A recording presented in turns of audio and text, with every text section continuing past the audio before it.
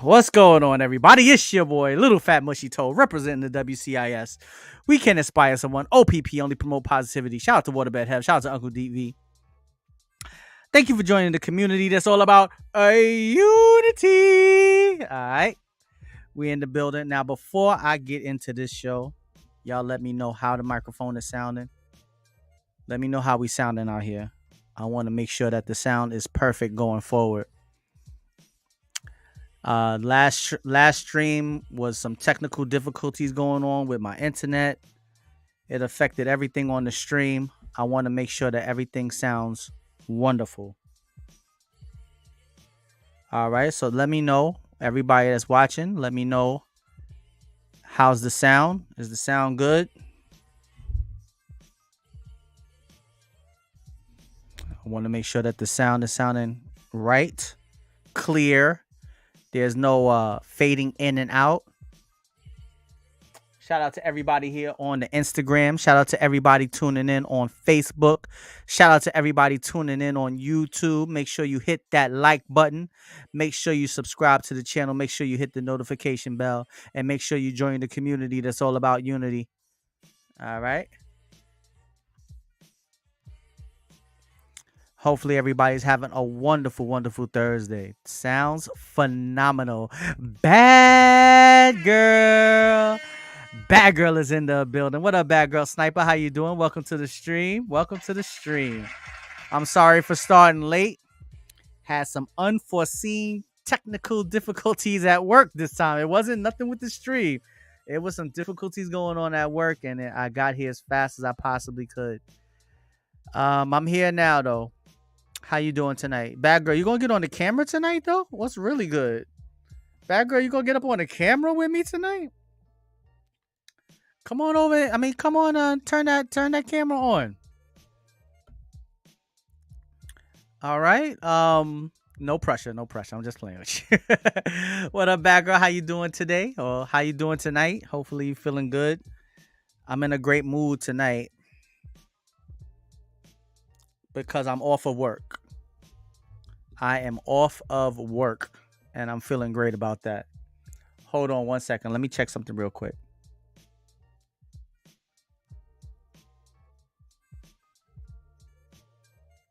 Let me check something real quick. Lisa Marie Presley passed away today. Wow. Rest in peace to Lisa Marie Presley. Wow, I didn't know that. That's a shame. I didn't see that. How long ago? When did that happen? Like a few minutes ago? I was on I didn't see anybody post anything about that when I was coming home. But rest in peace to Lisa Marie Presley.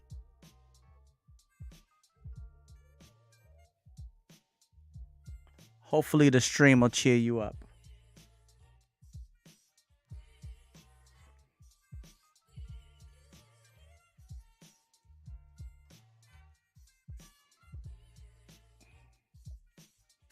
All right.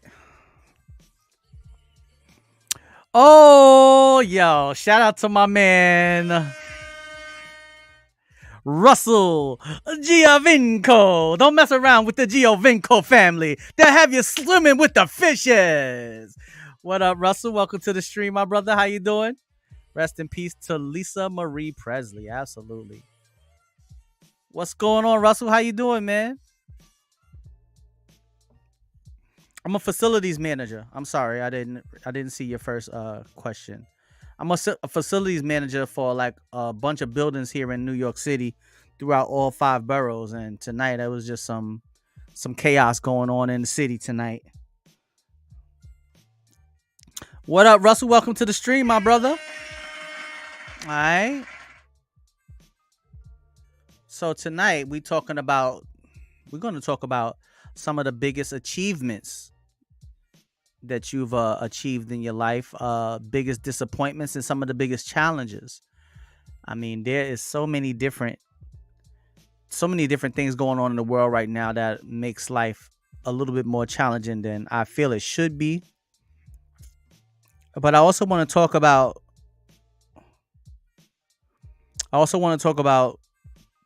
what we can do to kind of like overcome some of these challenges and what can we do to build on the achievements that we've been able to obtain.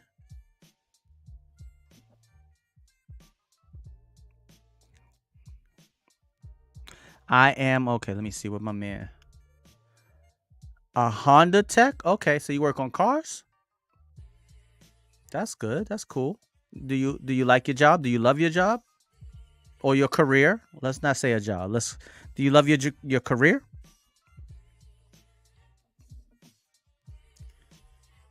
All right. So for everyone's watching, right? What are some of the biggest challenges that you faced, or what are some of the biggest achievements? And also,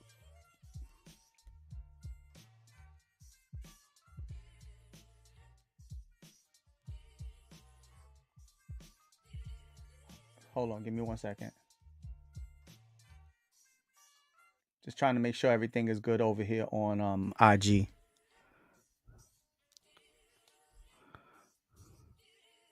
You don't like cars, but you're good at it? Okay, hold on. Let me turn off my notifications on my phone too, so I won't.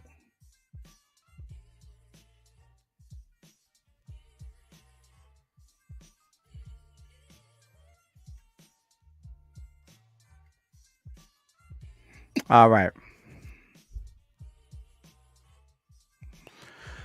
Okay, let me bring my. Sorry. I had to make sure everything on the Instagram was good. All right. No, I don't like cars, but I'm good at it and it pays good. All right, that's good. That's good. At least you being rewarded financially. Even if you don't really like it. So if what is it that you wanted to do? Like what would be your dream job? What would be your dream job, Russell? Giovinco is in the building. Over here sleeping with the fishes. Don't make them, don't go over there and mess with the Giovinco family. Have you sleeping with the fishes, capiche? What would be your dream job, my brother? A DJ? Oh, okay. There we go. My man said, yo, tell Flex to run it back and drop the bomb on it. Okay.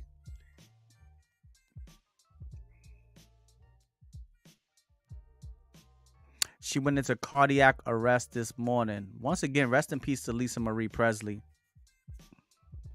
Rest in peace to her. Hold on, let me see if I can move so I don't have to keep looking this way. Let me put the Instagram right here next to me. Let me have it right here next to me so I can see everything all at once. There we go. Now, if somebody hops on the Instagram, I'm going to see it immediately instead of me having to keep looking off into the distance. All right.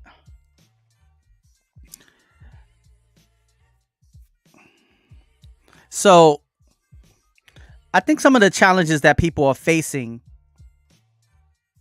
one of the challenges is like the price of everything is continuously going up.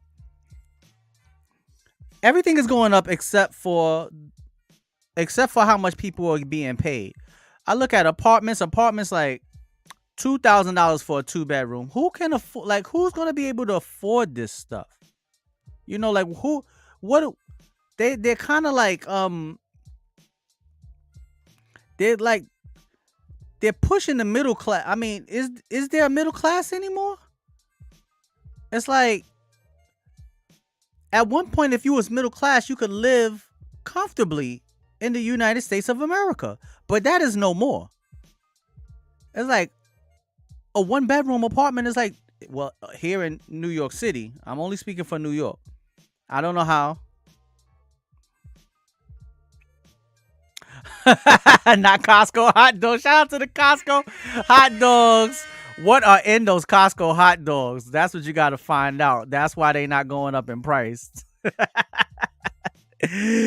Costco hot dogs are not going up in price because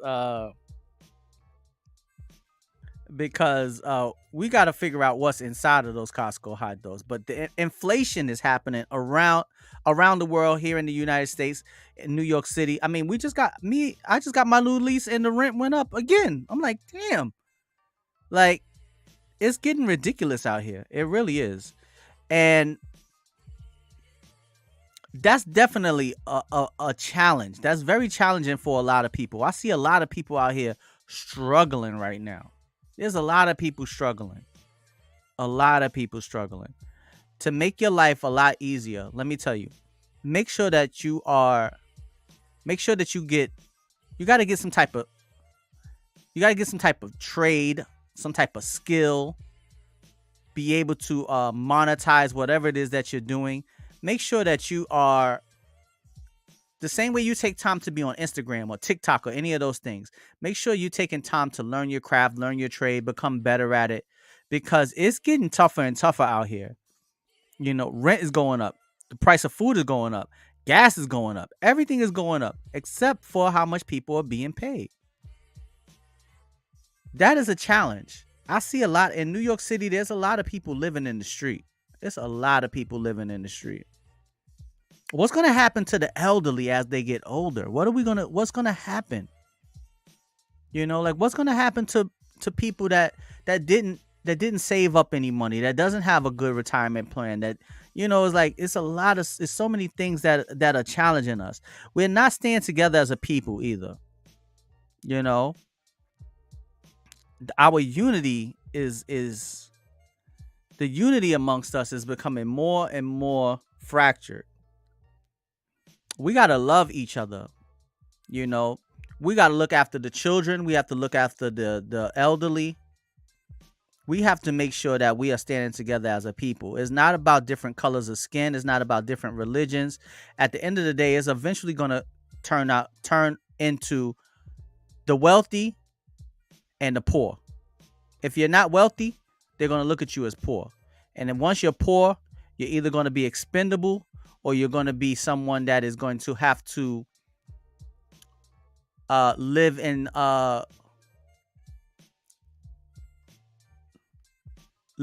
a submissive state to the people who do have the wealth. I don't want to say slavery, but it's going to be a submissive state that you're going to be in. And I'm talking about going into the future. Right now there's still a little bit of balance. You could still kind of make a way, but I'm talking about 10 years, 20 years from now. These are the challenges that I see coming down the road, and I don't think, from my point of view, I don't think a lot of people, especially the youth are not. I don't think that they're prepared for this.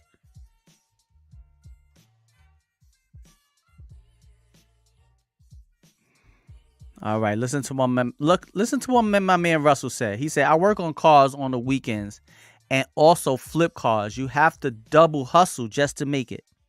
Listen to what he just said. You have to double hustle just to make it.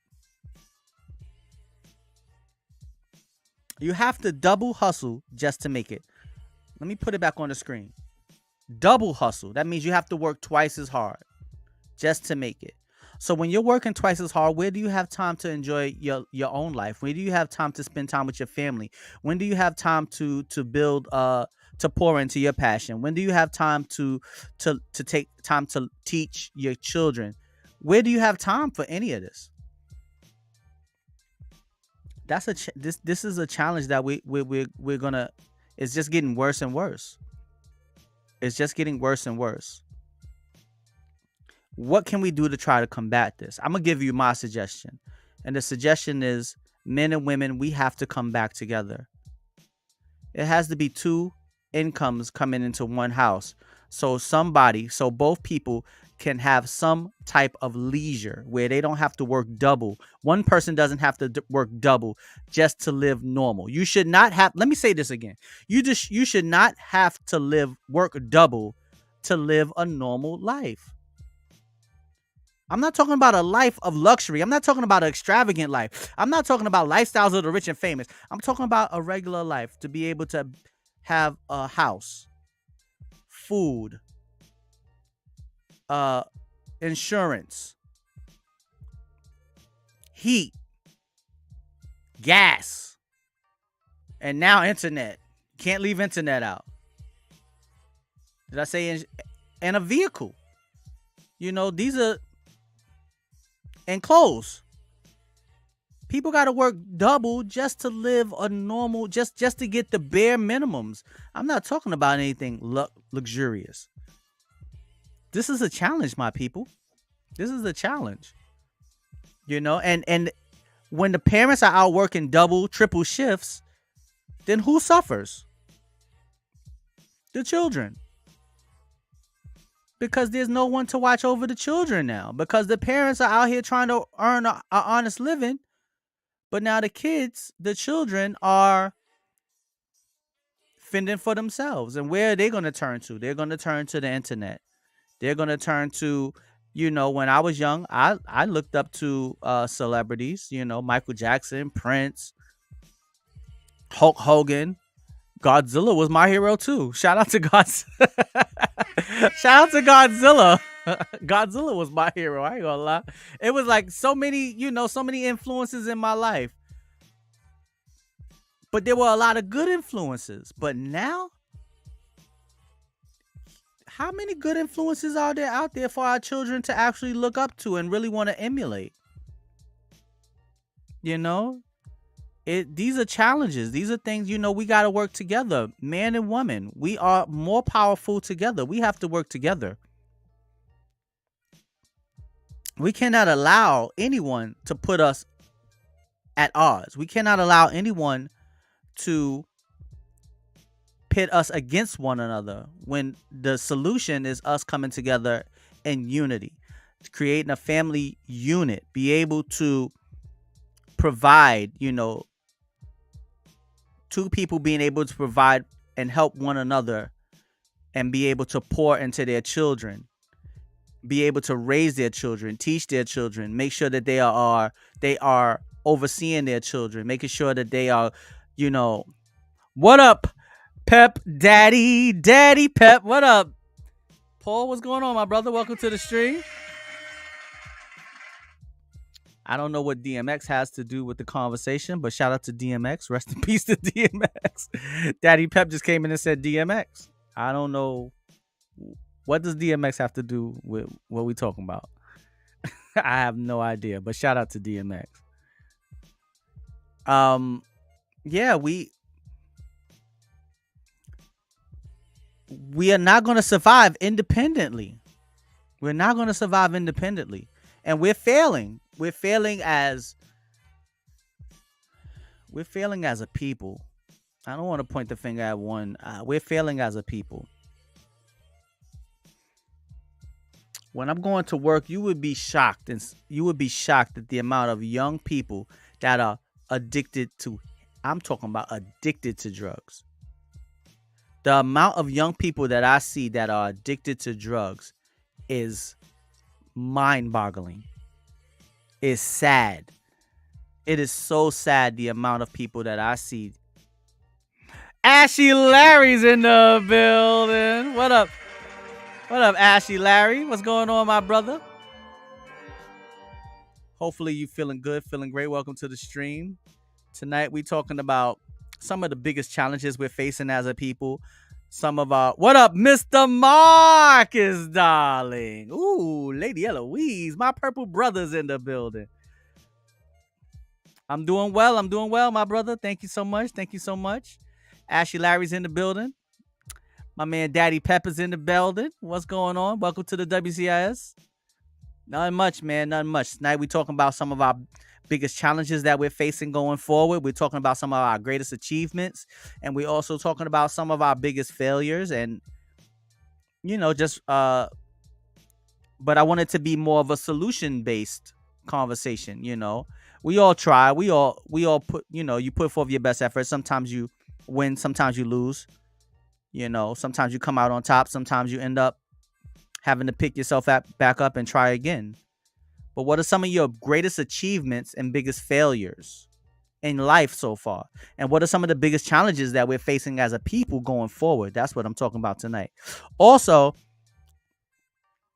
Any question that is sent in tonight, any question that you send will be answered live on air. So any question that you have, you can send it to me. I will post it. Make sure, long as it don't have, long as it's not vulgar.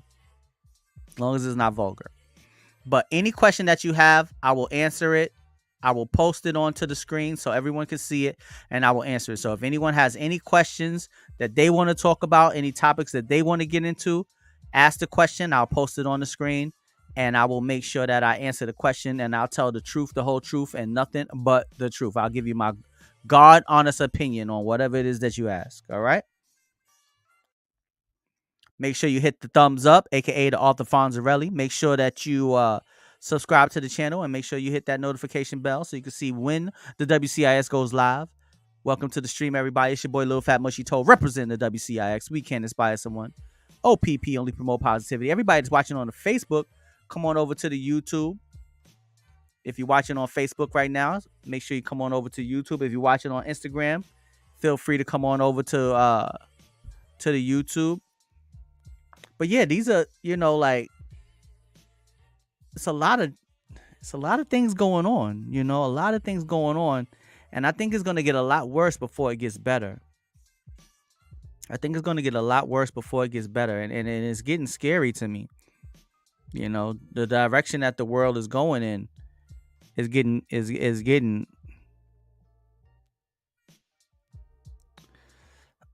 all right. So, you believe in life outside of this world? Are you talking about, do I believe in heaven or hell? Yeah, I believe that we're going somewhere after we pass away. I think there's an afterlife, yes. All right, here's a question for all that's watching and all who view this later on. It's not really a question for out loud thought. It's more of a question to reflect to your inner thoughts. Do I believe in unidentified flying objects? Yes, I do believe in unidentified flying objects.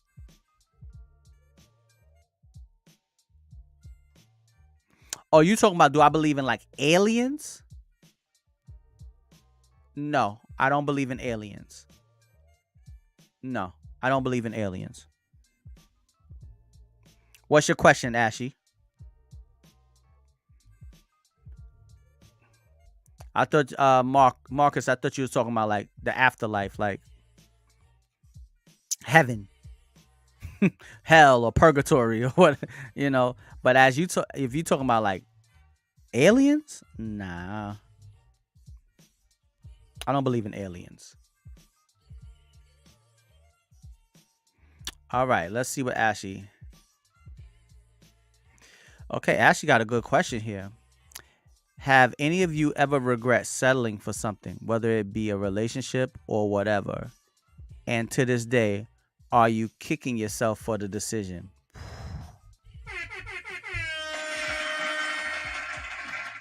Let me tell you one thing. Living with regret is a terrible thing. It really is. For me, Ashley Larry, to answer that question, everybody, Ashley Larry said, have you ever regret settling for something, whether it be a relationship or whatever?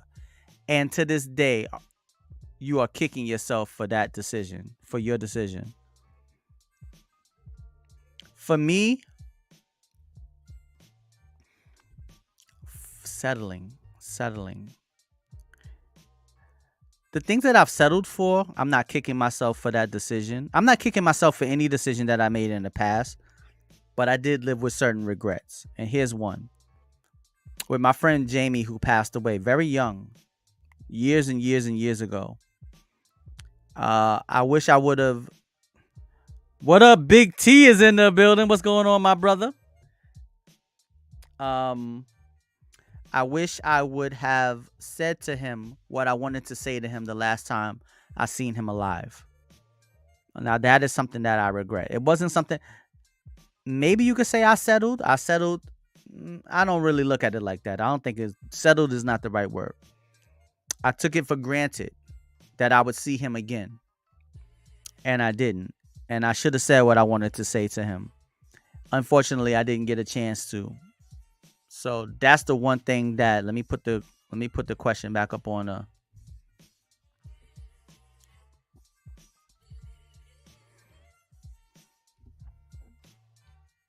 but yeah, that's the only thing that I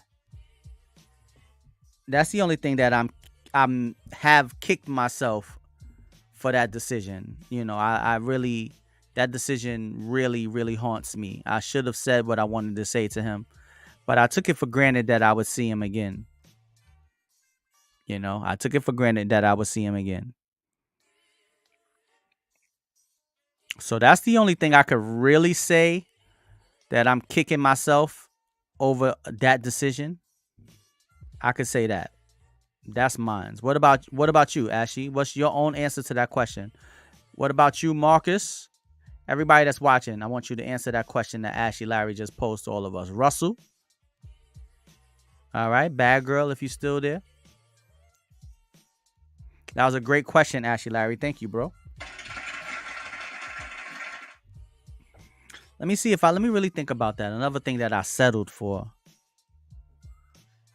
I also think that I settled when I was working at Starbucks. I stayed there way too long. I'm not a very materialistic person. I've never been like a money type of person. But I spent too much time at Starbucks. I don't want to say I wasted time. I spent too much time at Starbucks when I could have been doing a lot more. But I was just comfortable and complacent, to be completely honest.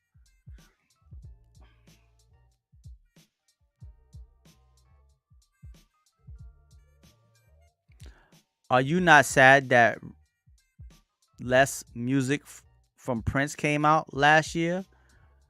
Want more unreleased Vault tracks? Um, no, I'm not sad about. Don't get me wrong. I love Prince. Prince is my favorite artist of all time, and I cherish him. He was like a best friend to me growing up. His music is definitely the soundtrack of my life. But since he's passed away, I do miss him. And whatever music that I hear from him, new or old, I cherish it. But he gave enough. Prince gave his whole life. He gave so much. So whatever I get and I hear from him, I appreciate. But I don't get upset or I'm not sad over it anymore. I appreciate the gift that he was able to provide to the world. And I just appreciate it. I'm not sad over it. He gave us a lot. He gave us enough to last a lifetime. And yeah, I'm not sad over anything about Prince anymore.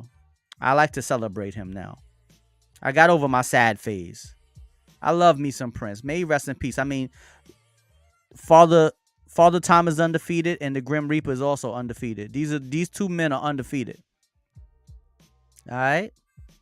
So when more music comes out, I'll be happy. But I'm happy listening to the music that I have now. When I listen to the music now, it's like it's brand new again to me. All right. I don't think I've ever settled for anything that is of importance. Recently, something did slip out of my grasp that I should have capitalized on. It is what it is, though. All right.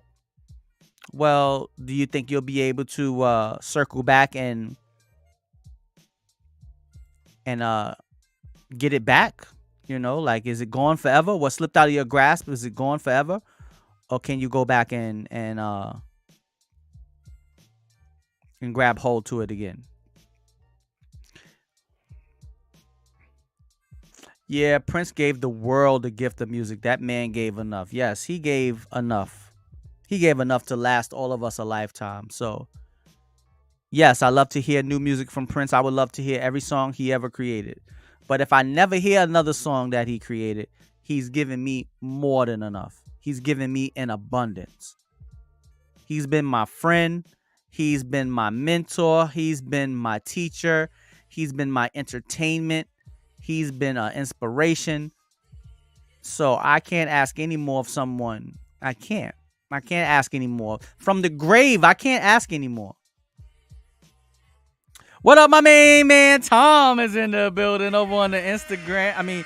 Jumped over from the Instagram, came over to the YouTube. Welcome to the stream, my brother. Nothing compares to Prince. Absolutely. That offer still on the table, bro. Yo, you gotta walk up to. You got to know when to hold them, know when to fold them. You gotta go ahead and you never count. Don't count your money when you're sitting at the table. What up, Tom? What's going on, bro? What are some of the biggest challenges we're facing as a people right now? What are some of the biggest challenges that we're facing as a people, as the human race? What are some of the biggest obstacles, challenges that we're facing? All right. What are some of your greatest achievements and some of your biggest failures that you learned from? All right. Yes, absolutely, Tom. You gotta go take down your government. Shout out to your government. Gotta go take down that government. Absolutely, my brother. Absolutely. But yeah, what are some of the biggest challenges we're facing as a people? I think the fact that we are no longer unified, we don't have any more unity, and I think that that's killing us. You know, that's why I do this show, to help try to bring people together through conversation.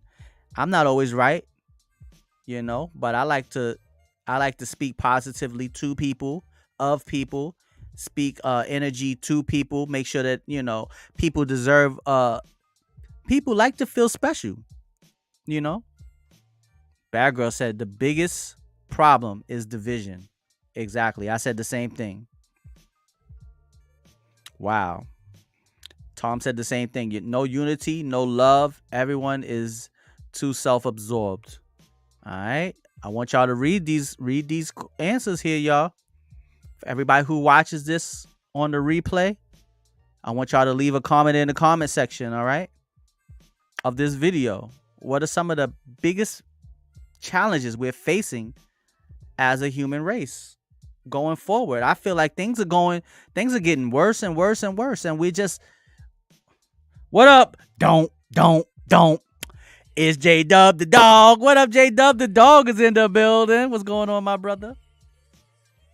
Welcome to the stream. J Dub, what are some of the biggest problems we're facing as a people? All right. When time starts to catch up with us, we see what's been missing from our lives. Absolutely. You don't want to wait until time is caught up with you to figure out what it is that you've been missing. You got to make sure that you appreciate the things that you love. You got to appreciate them now. Once again, I want to ask everybody, how is the sound? Is the sound good? Is my voice fading in and out? I want to make sure that the sound is sounding crispy. Everything is good. Please let me know. I am speaking into the microphone. I have it turned up so it can hear me nice and loud. So let me know if the sound is sounding good. But yeah, Badgurl said division.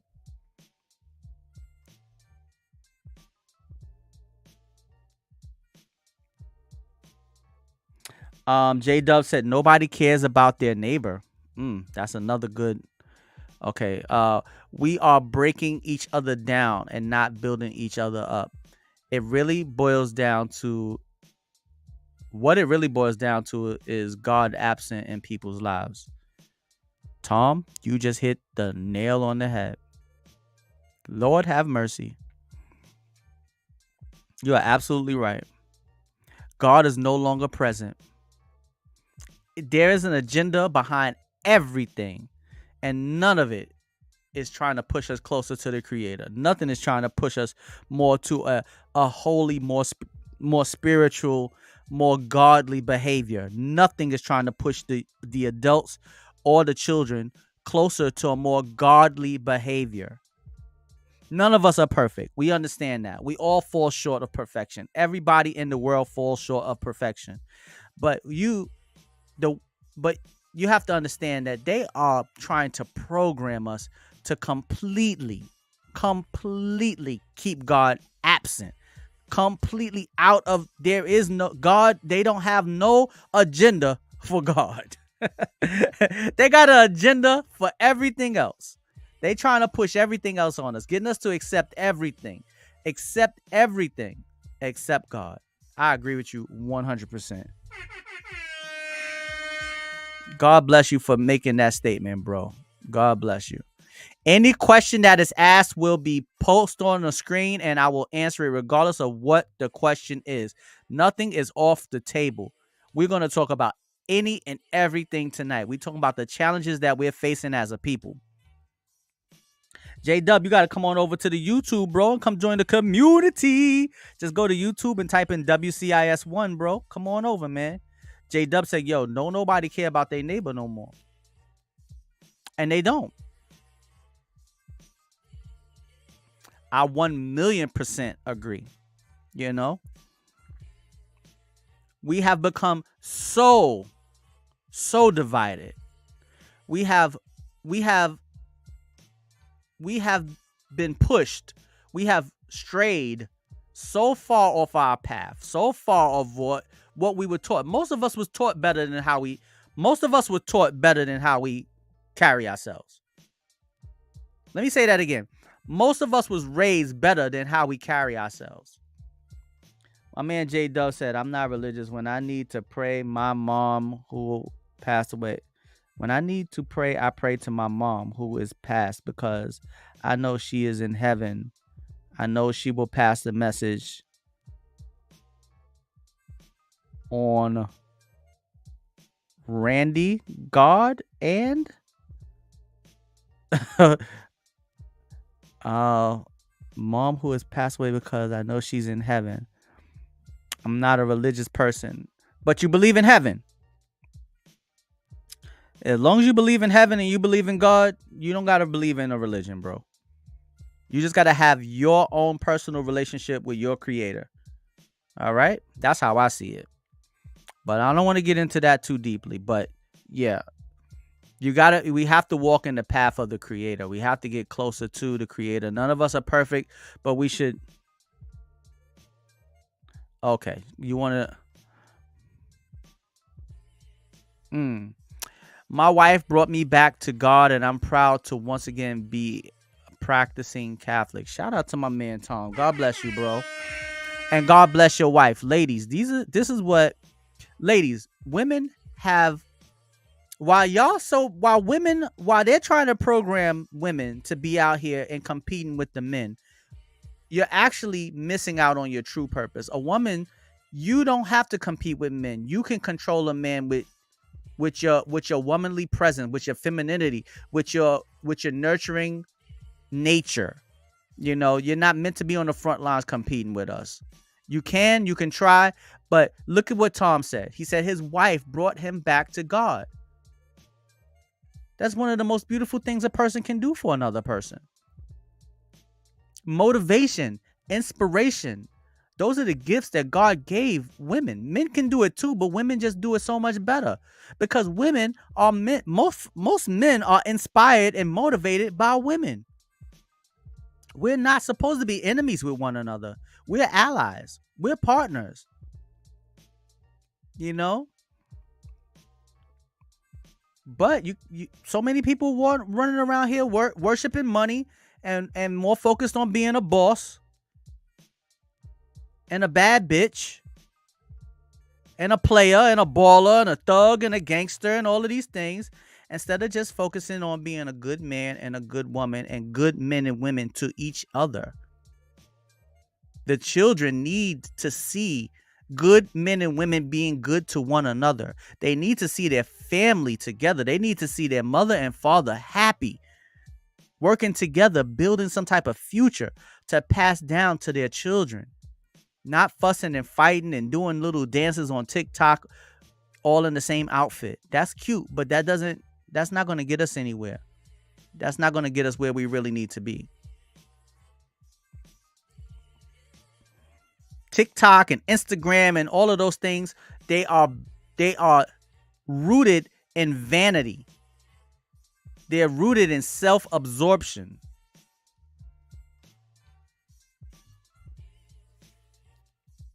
Society forces us to all focus on money. At least that's how I see it.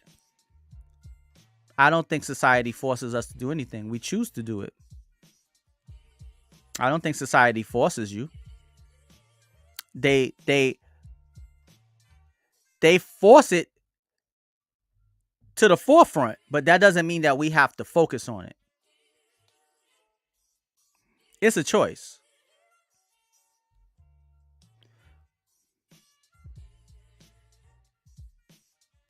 Exactly.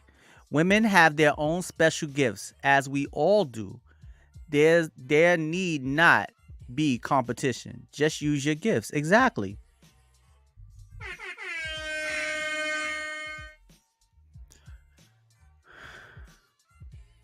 We need to protect our babies and children better. Priorities are all messed up. Absolutely. Absolutely. We definitely do. We definitely do. Amen, Badgurl. Absolutely. The way our living structure is set up, you must have money to survive in the American society. That's very true. Money is a tool,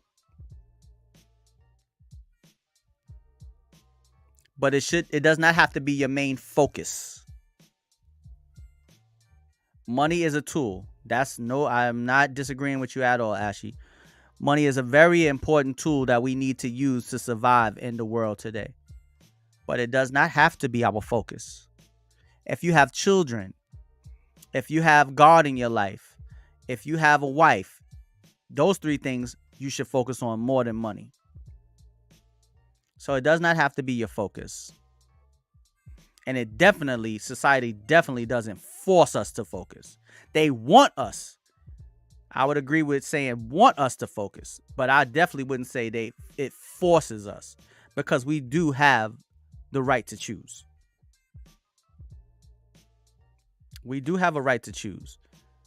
Some people are not focused on money at all. You know? Money is the root of all evil, but it's a necessary evil that you must strive for to live in this world.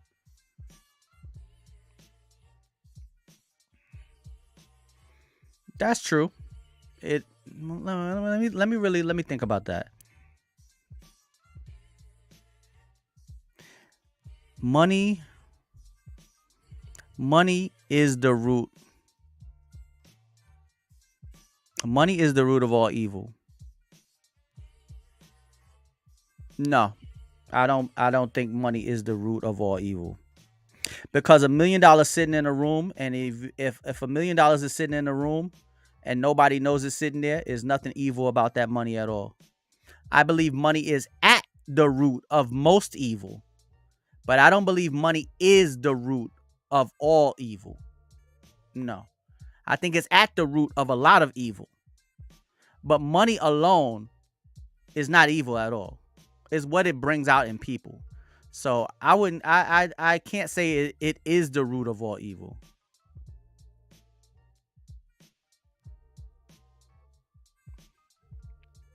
I don't need to be rich. I just need to get by.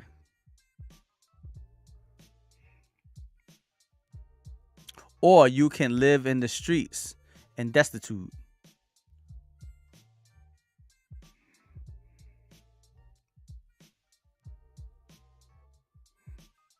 But Tom, you need money just to get by also. Yeah, we do. There's no denying that. In the world we live in today, we do need money. The only thing I disagree with is you saying that it forces you to focus on money. Nothing can force you to focus on money. You can obtain it, you can achieve it, but it doesn't have to be your focus. It can be a part of your life. But there can be other things that are more important that you can focus on way more than money. I also feel a lot of Americans are so ignorant to the freedoms they have, complaining about being oppressed, not realizing how blessed we are to be American and have the freedom that we have. That's very true. Shout out to Badgurl.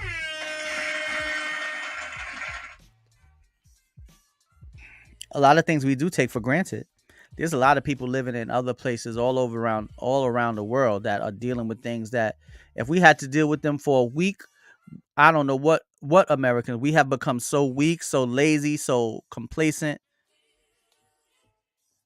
My phone was acting up the other day. My phone was acting up the other day. I didn't have any internet, and I felt so I felt like, oh my god, what am I doing walking these streets with no internet? I can't call nobody, I can't text nobody. And then I thought about it. I said, wow, like I've really trapped myself. I've trapped myself. I have trapped myself. We have to.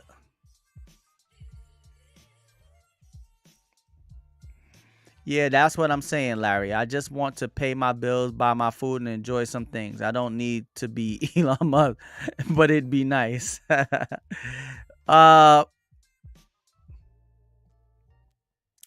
I seen a video of a very popular movie star, and she was complaining about how sad she was. You know, she's award winning, she has money, and she's like, I'm not happy. You know, there's something missing. Yeah, I'm with you on that one too, Tom. I'm with you too. As long as I got enough to survive and be happy, that's all I need. That's all I need.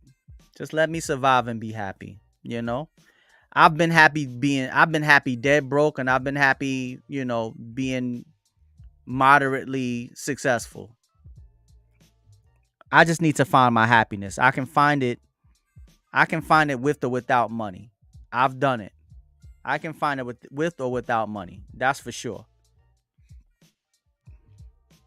Actually, I was happier when I had less money.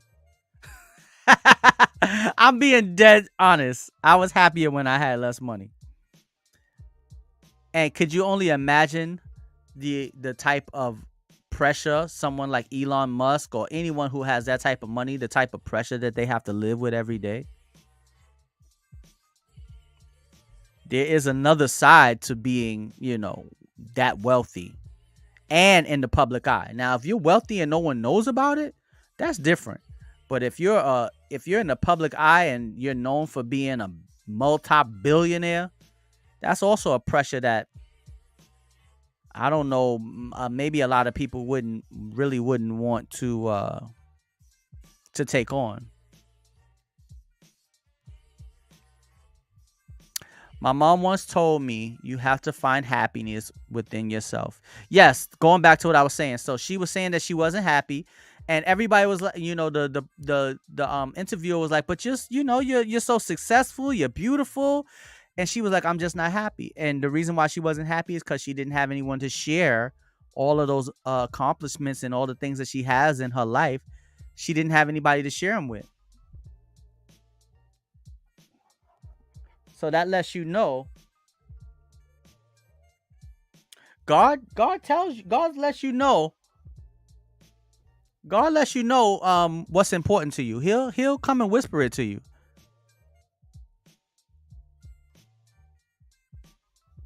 I wouldn't want to be famous ever. Hollywood is toxic. Exactly. I would never want to be famous either. I w- I want to be popular to the good people that my energy draws to me. Whoever I draw to me, I'm good with. Whether that be 100 people or 100,000 people.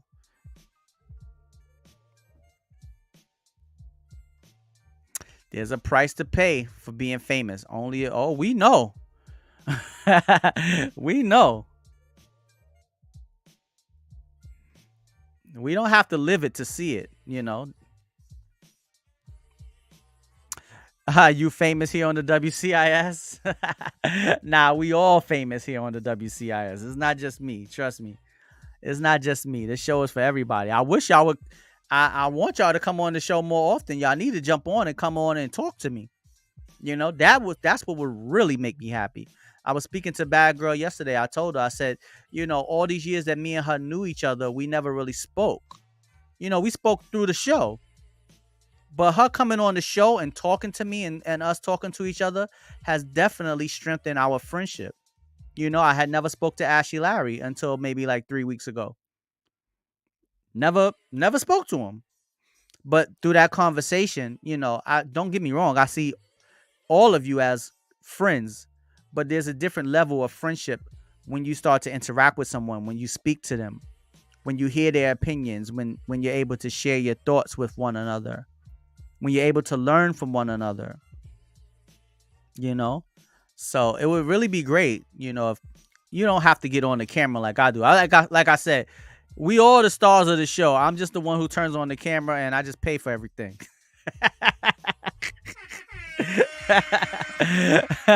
Like I had to pay for this new modem, but hopefully, and I pay for this new microphone.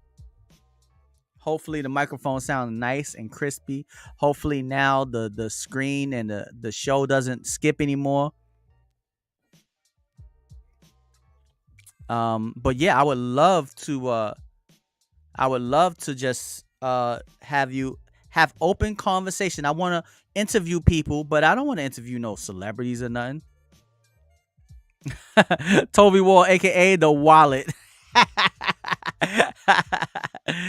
Yeah, I want to interview and talk to the everyday people, the people just like me.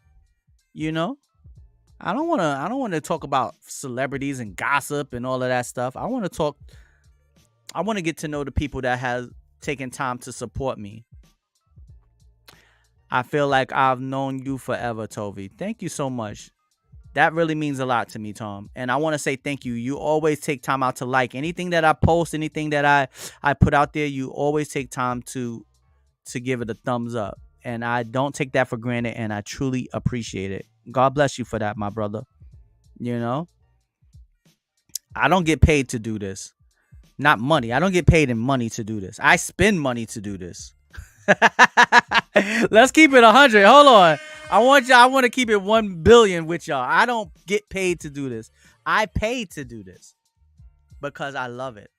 If you do something that you're passionate about, you do something that you love, eventually anything that you want from it will come to you if you stay consistent and you continue to do it for the right reasons. And a comment like that, I feel like I've known you forever, Toby. That's the right reason for me. It gives me fulfillment. It makes me happy. It gives me a purpose. This is my hobby. It's my hobby. Everyone has different hobbies. This is my hobby. My hobby is trying to entertain people through being positive, having the right type of energy, bringing people together in unity.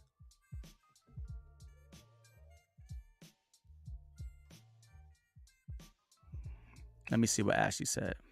One thing I was hoping you guys did was take the show out to the public, film a short segment, and post the interview with New Yorkers.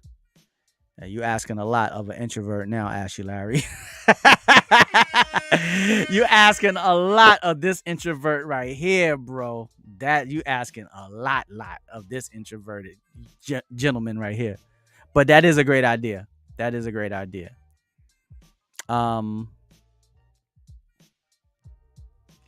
Let people from around the world see how you yeah, Ashley, you're asking a lot of this introverted gentleman right now. I'm telling you. Walking up to somebody I don't know and just, hey, you wanna? Nah, that's not my thing, bro. It took me long enough to even just get up on this microphone right here and for y'all. I could get Eric to do that. You would be surprised. Eric is not. He's to himself also. He's a Scorpio too. He's to himself too. He's a little bit more outgoing than me. But yeah, I mean, maybe he would feel comfortable, but I don't know. You would have to ask him that. I'm not sure.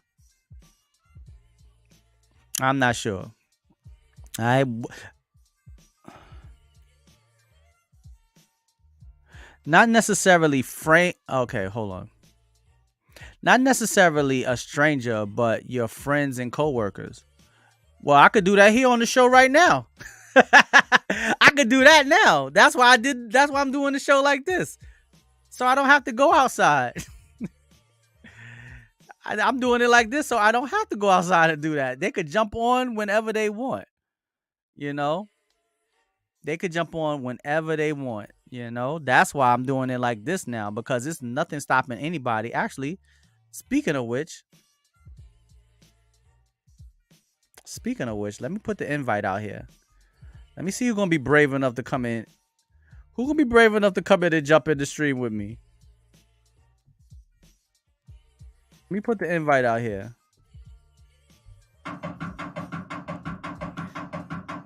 Do come and knock on my door. I've been waiting for you. All right, who gonna come knock on the door? All right. But yeah, tonight we are talking about the challenges that we are facing as a people. What have been some of your greatest achievements so far in your life? What are some of the things that you're still looking to achieve that you would like to achieve?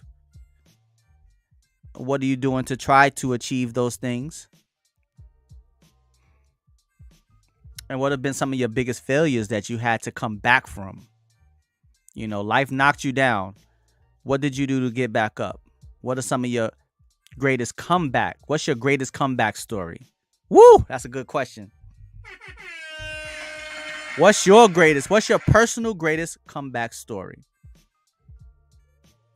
Let me really think about that. I just thought of that question right here, right now. What's my greatest comeback story? What is your greatest comeback story? When has life knocked your ass down on the ground and you brushed that ish off and got right back up and said, that's all you got?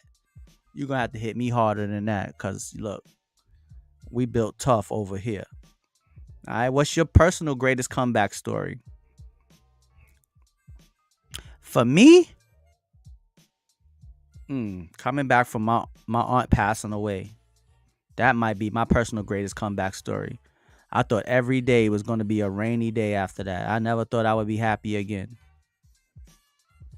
I literally never thought I would be happy again. My biggest achievement is not possession based. It's just striving to be the best person to other people that I can be. Shout out to my man Ashley Larry.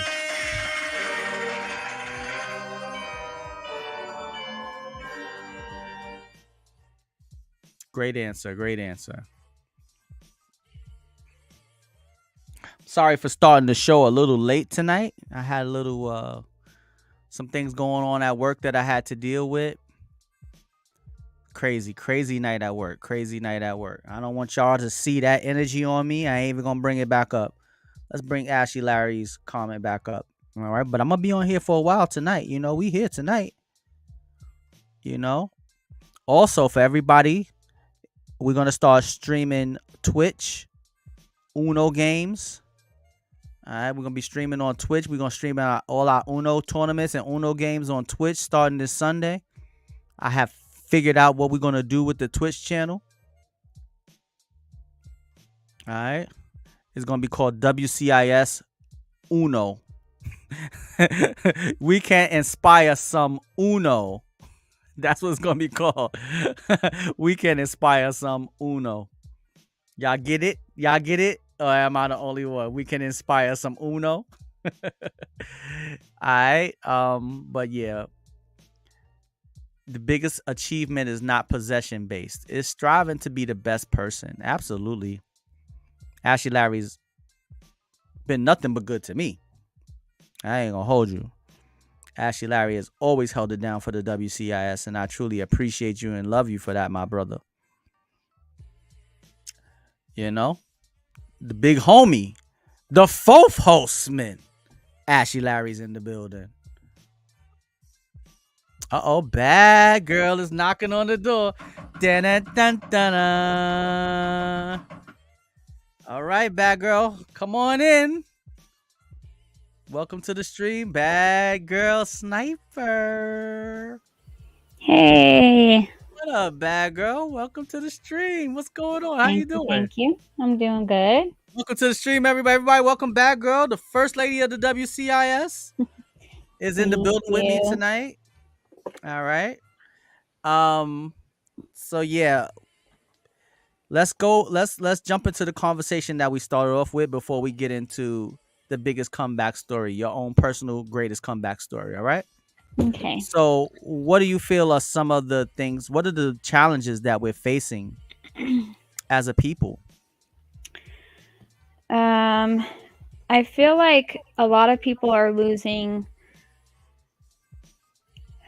their own thought process, and they're just See, saying what they're told to say instead of right.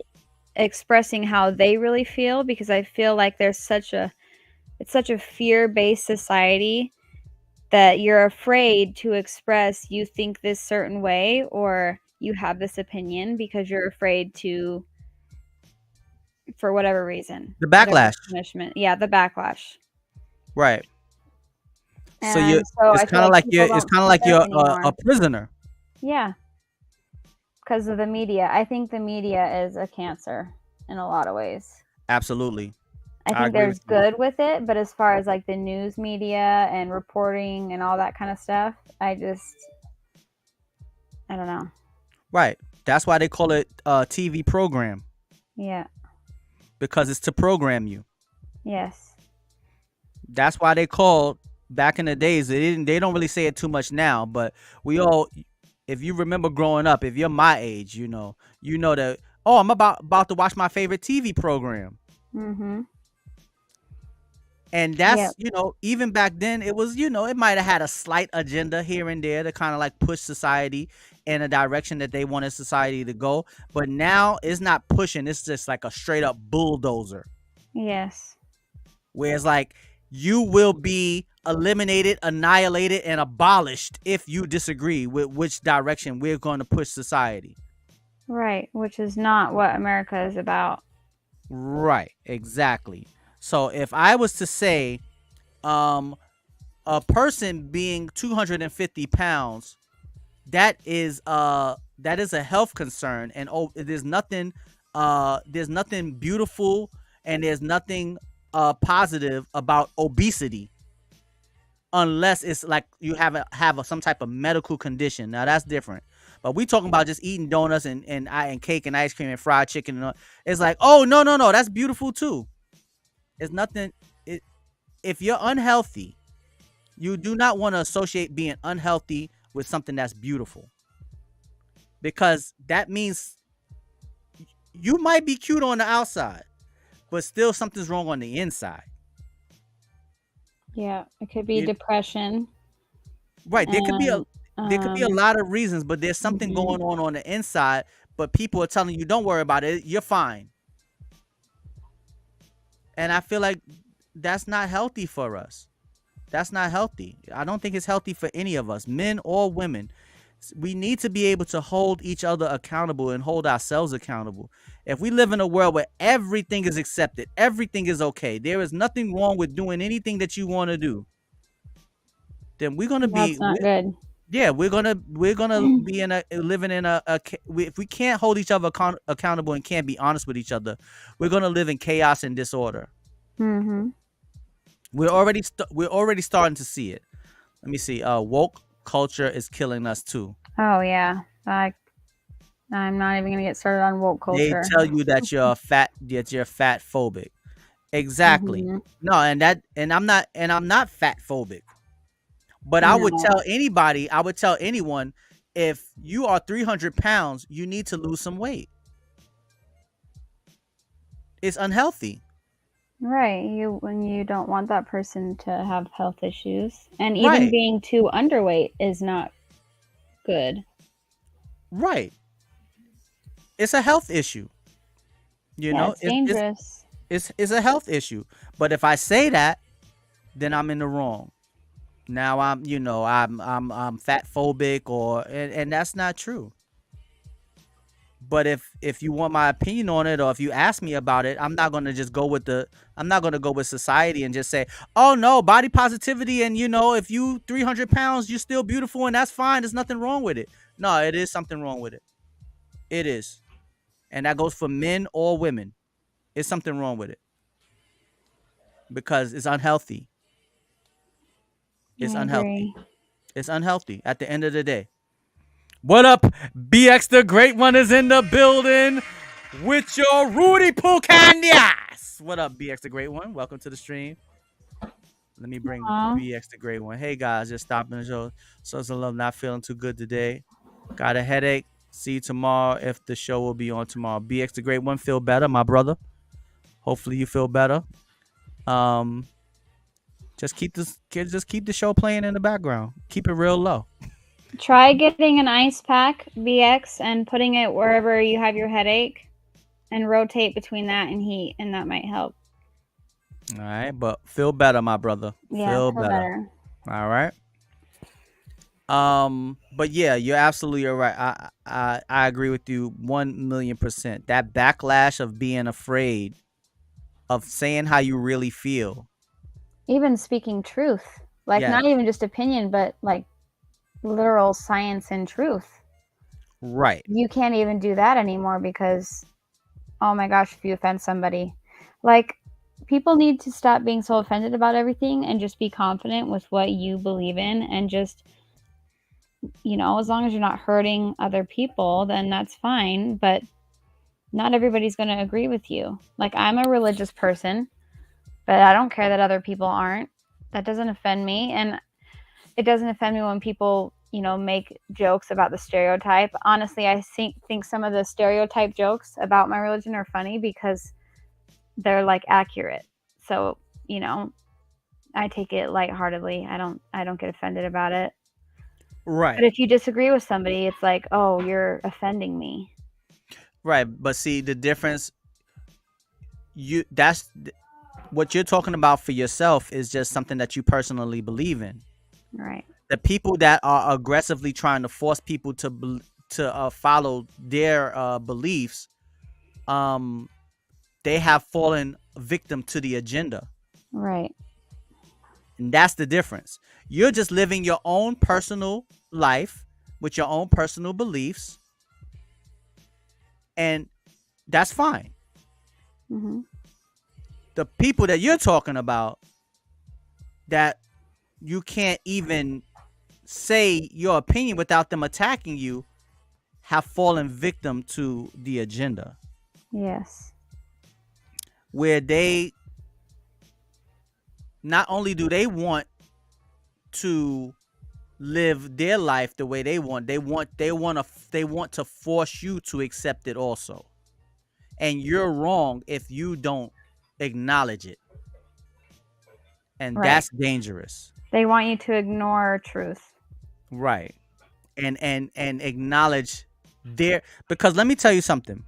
Not you, Badgurl, but let me tell you, anybody who ever watches this, you cannot live your truth. No.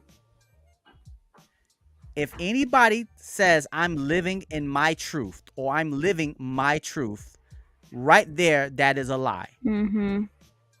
So anyone who says that, and I know that that is a very, very, very hot phrase right now. Everybody I'm living my truth. I'm living my truth.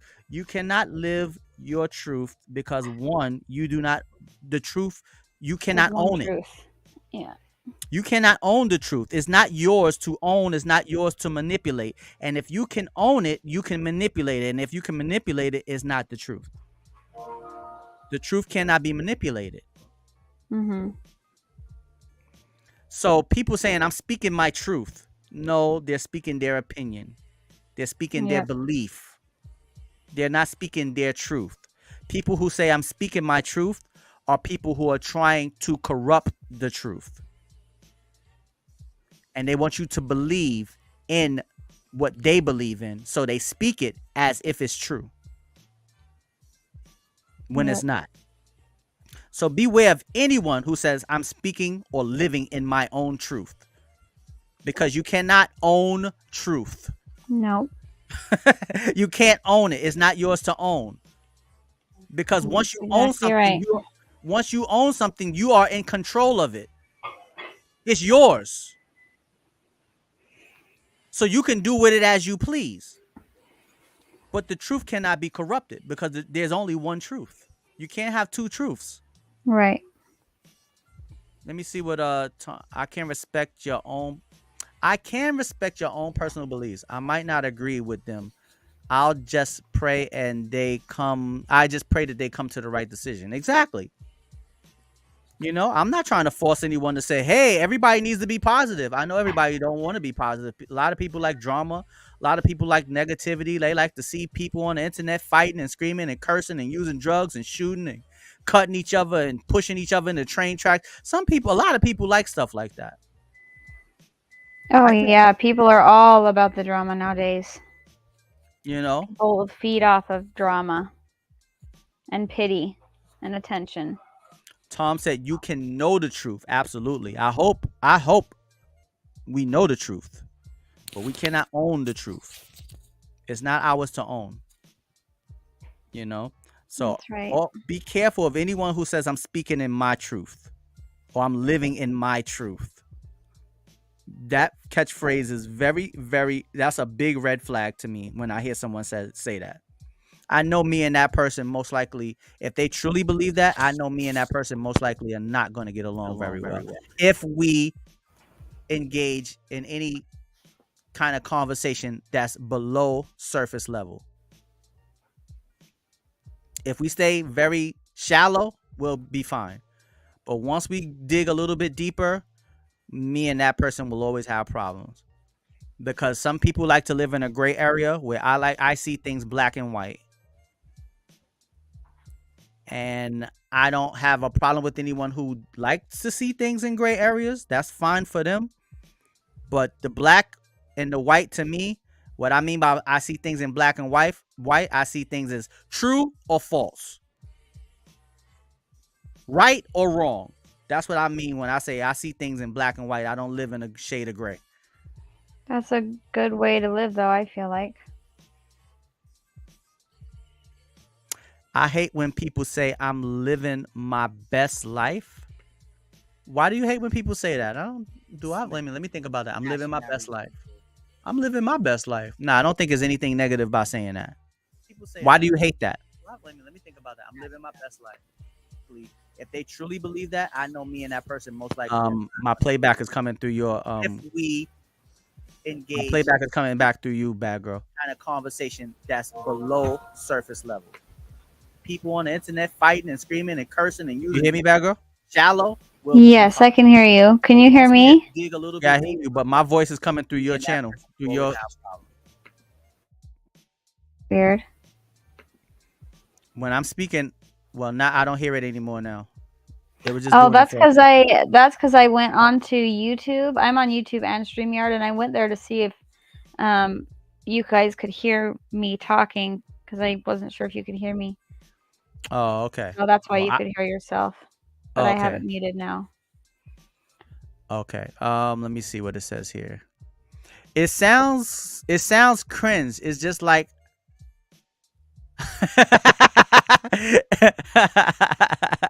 it sounds cringe. It's like, how many lives you got? I'm living my best life. Well, tomorrow you're gonna be living your worst life? How many lives you got? Okay, I get it now. I get it. It is an overused phrase. I'm living my best life. But I mean, in actuality, we should try to live our best lives. We should live our best lives. Every day you wake up, you living your best life. You shouldn't just say it when things are going good. Because I guarantee, regardless of what you're going through today, whoever passed away today, if they could trade places with you, they would ultimately take your place and they would be living their best life because they would still be here. So I think every day you wake up, you're living your best life. You may not be living the best situation, the best situation may not be going on in your life, but your life is here. So, I'm living the best I can. Yeah, that might be a more wise way of putting it. I'm living the best I can. I agree with that. Let me put that up. Yeah, that might be a better saying than saying I'm living my best life. I'm living the best I can. I like that. Shout out to my man Tom. That was a good one. All right, so what's your everybody that's watching? What's your best personal comeback story? When has life knocked you down and you actually was able to get back up, dust yourself off, and come back swinging, come back stronger, come back bigger and better, and actually defeat whatever it is that knocked you down? What is your personal best comeback story? All right. I'm gonna give you some time to think about that one, Badgurl. I ain't gonna put you straight on the spot. You know I like to put you straight on the spot. I'm gonna give you some time to let it marinate. But everybody in the chat, what's your personal best comeback story? For me, it was definitely the when my aunt passed away. I didn't think I would ever be happy again. I thought the sun would never shine again. I thought that I didn't know what I was gonna do. I just felt like I've never felt suicidal. I never felt like, yo, it's over for me. I would never feel that way. But that's the lowest I've ever felt in my life, where I just felt like, yo, what am I going to do? How am I going to be happy again? What is going to happen to me? What's going to happen to me and Eric? What's going to happen next? What is God? How could you do this to me? It's like I was so young that I couldn't quite grasp what was going on and how I had to handle it and what I needed to do to get back up. But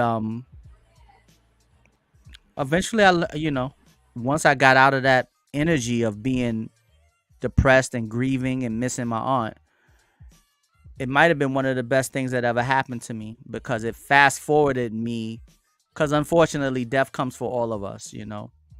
But I'm the type of person, I try to find something good out of any bad situation. And the one good thing I could say from my aunt passing away is it allowed me to now put into actions all the things that she taught me. But I never had to do it because she was there. I never had to do it because she was there. But once she wasn't there, then I had to take action. And that was probably my best comeback story, because it definitely shaped me into the man that I am today. She helped shape me she taught me, but life forced me to live out those actions. I had to start to live out the things that she taught me.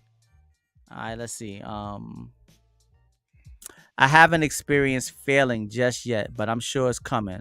I know when my mom passes, it's going to knock me out. Well, I mean, anybody's mother passing away is going to, it most likely is going to devastate anyone. It's going to devastate most people.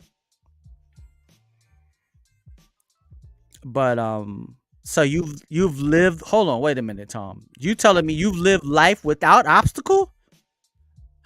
Shout out to living life. Shout out to living life without no obstacle. You haven't had any obstacle that you had to overcome? None? Wow, that's amazing. That's amazing. I'm not trying to be funny either. I'm being dead serious.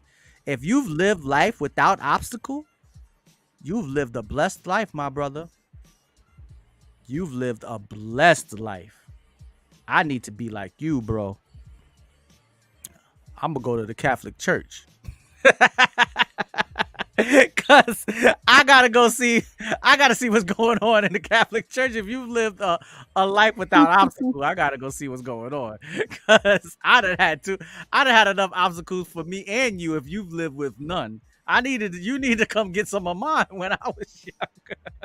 Shout out to living life with no obstacle.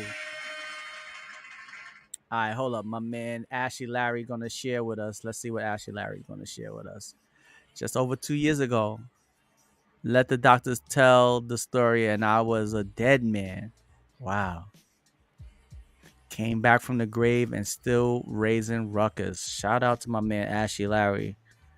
And God bless you, my brother. Just remember, the doctors are not here to cure you. They're trying to keep customers.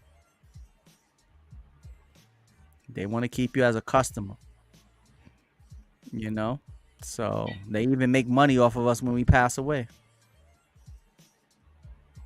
So God bless you. I'm not gonna ask you. It must have been something serious for them to say. That you was let the doctors tell you was a dead man. Like that got to be super serious, bro. So whatever it was, I'm happy that they were wrong, my brother, and God bless you. And I'm happy you was able to come back stronger, and you did not allow the doctors or anything to keep you down. All right. Let's see. My man Tom said, I mean, if you call losing my father at 3 an obstacle, then yeah, but I never got the opportunity to know him. Bro, you ain't got to go search for obstacles for me, bro. If you ain't had none, that's it. You ain't got to create none, my brother. If you have lived life without obstacle, look, if you've lived life without obstacle and your father hasn't been in your life since you was 3, boy, you better go kiss the ground your mother walks on. Your mother must have done a phenomenal job. Phenomenal to keep any obstacle off of you when she was raising you without your father being around. And rest in peace to your father, my brother. Rest in peace to him also. All right, Badgurl, what's your greatest comeback story so far in your life? We're gonna bring you to the front of the stage too. All right. All right, we bringing Badgurl to the front of the stage. She about to let us know her greatest comeback story of her life so far. Gosh, I mean, I feel like I bring this up a lot, but coming back from my heartbreak, my breakup. What up, A-Baddie? Welcome to the stream. It wasn't just a relationship breakup. It was a friend that I lost, a friendship that was gone. So I had to mourn both of them, and it was really, really hard. Like there was days I remember when I first had to accept that the reality was it was over. I literally fell onto the ground. My heart literally ached, and I just sobbed. And I just prayed, and I was like, please, God, like, take this away. Like, how am I going to be okay? I don't want to love him anymore. Help me not love him anymore.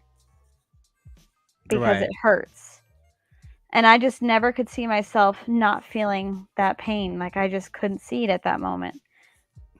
Now, you look back on it later. Can you look back on it and laugh? Well, I don't know about laugh, but in time you will. Maybe one day I'll laugh about that, but you just giggled. You giggled a little bit right there. A little bit. I mean, it was a really, really tough time, but now I'm okay and I don't hurt anymore. It doesn't hurt anymore, and because in actuality, when you really think about it, I don't like you said the other day. I don't want to pile on to this gentleman, but he wasn't let me not say it like that. The situation wasn't any good for you. No, it was bad. It was bad.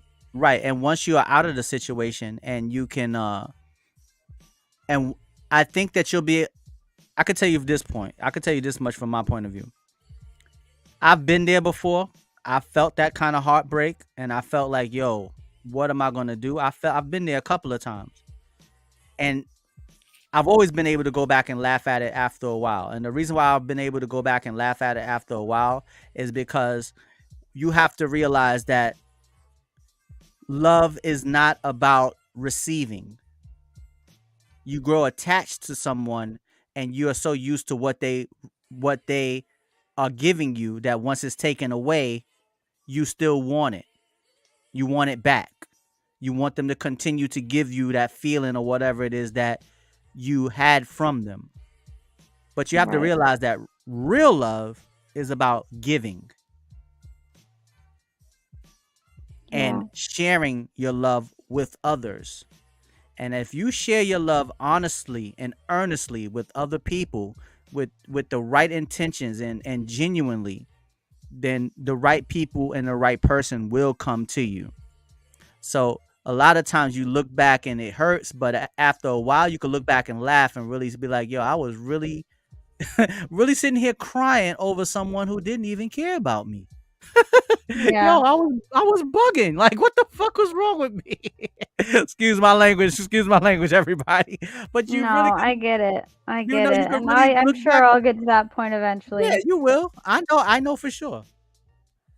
I know for Honestly, it sure. was more the friendship that I mourned. As weird as that is, like I was okay accepting that there wasn't any romance with it. But the friendship that we had, I was frustrated with myself for allowing us to be intimate and pretty much ruin our relationship as friends. I mean, both of us, not just me, or just Hmm. him, but like the friendship, it was just a really good friendship. We had a lot of good times. And then you bring intimacy, or I guess No, sex it into was things. intimate for you. And yeah, and it causes problems. And when you're not with the right person, if it's the right person, then you don't have that issue. But it wasn't right. But I don't have any bitterness about it, and I'm at peace now with it. I learned a lot from it, and yeah, I'm But still what? getting my confidence back. It's not fully back yet. When you go through something for so many years, it's hard to just, get that out of your head, you know. Right. But Well, it, when you it come takes across work. the right person will come into your life, and trust me, when that right person comes into your life, uh, he will erase all of that. He'll erase all of that. Yeah. Trust me. It's just that you haven't see what you don't realize is you haven't um you haven't felt real love yet. No, I have not. When you feel it and when you have it, it'll erase the bullshit that you thought was real love. Because I don't know the intimate details. I know, and plus we only hearing one side of the story. Not to say that you're not telling the truth, but there's always two sides to the story. So Right. we're hearing your side of the story, but and I believe that your side of the story is very truthful from your point of view. But what the reason why I bring that up is there may have been there may have been signs that this man was giving you that you just didn't want to see because you were Oh, so I attached know to there him. was. He would straight up say things and say that. But I was so, like, at that point I was already so in love with him that I thought that if I was good enough to him and loved him so much that he would appreciate it. But I was naive thinking that, because you can't make somebody love you. His fault is telling me that he did love What up, me. Paul? What's going on, my brother? How you doing? Welcome to the show. It's your boy, Little Fat Mushy Toe, representing the WCIS. Yo, I'm streaming live on YouTube. I'm sorry to cut you off, bad girl. That's okay. My brother You're good. Carl is here. God bless you, my brother. Continue success, and come on over to the YouTube. All right, sorry about that, bad girl. No, you're fine. Um, but his fault was the lies and the deceit. That's where he was wrong, and to not be honest enough to leave me alone as far as like intimacy goes. Right. That was unfair and uncool.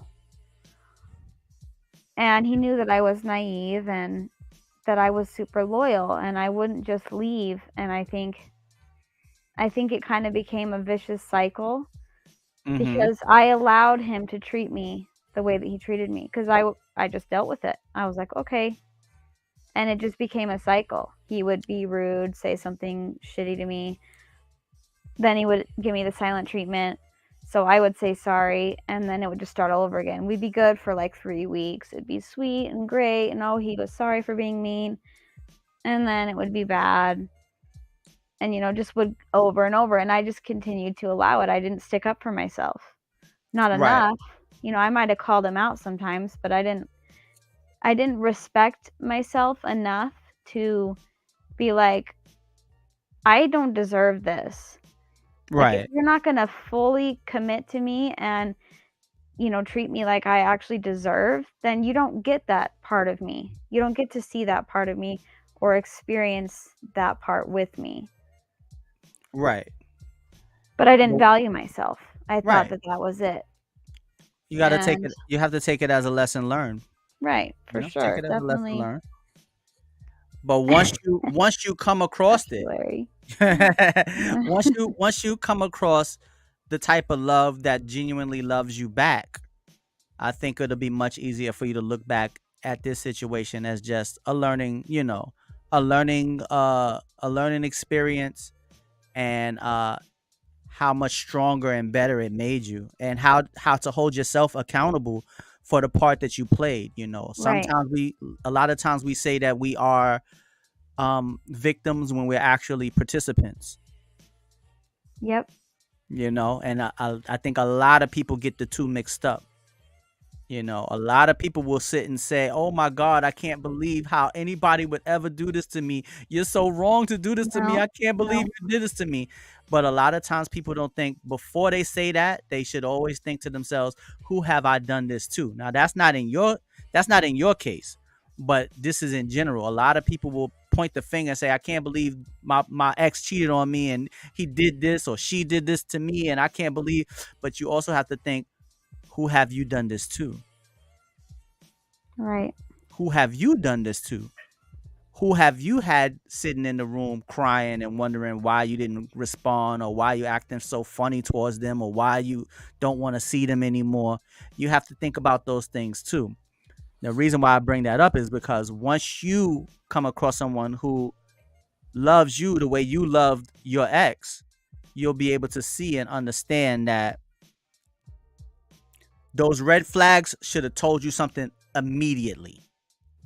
And it will let you know, okay, I should have never tolerated what I was tolerating, because now I know what it really feels like. And I was bugging. Yo, Yep. I was bugging. I can't I believe it. was definitely in denial. And that's when you'll be able to laugh, because that will represent the growth and the knowledge and the wisdom that you've obtained from a bad situation. When you actually see and come through and get completely on the other side, and you come up out of it, and you're able to look back and say, "Oh, okay, I get it now. God taught me that lesson for a reason, Yep. preparing me for these moments with someone who truly loves and appreciates me." Yep. All right. A-Baddie, you said you want to join in. You don't have to.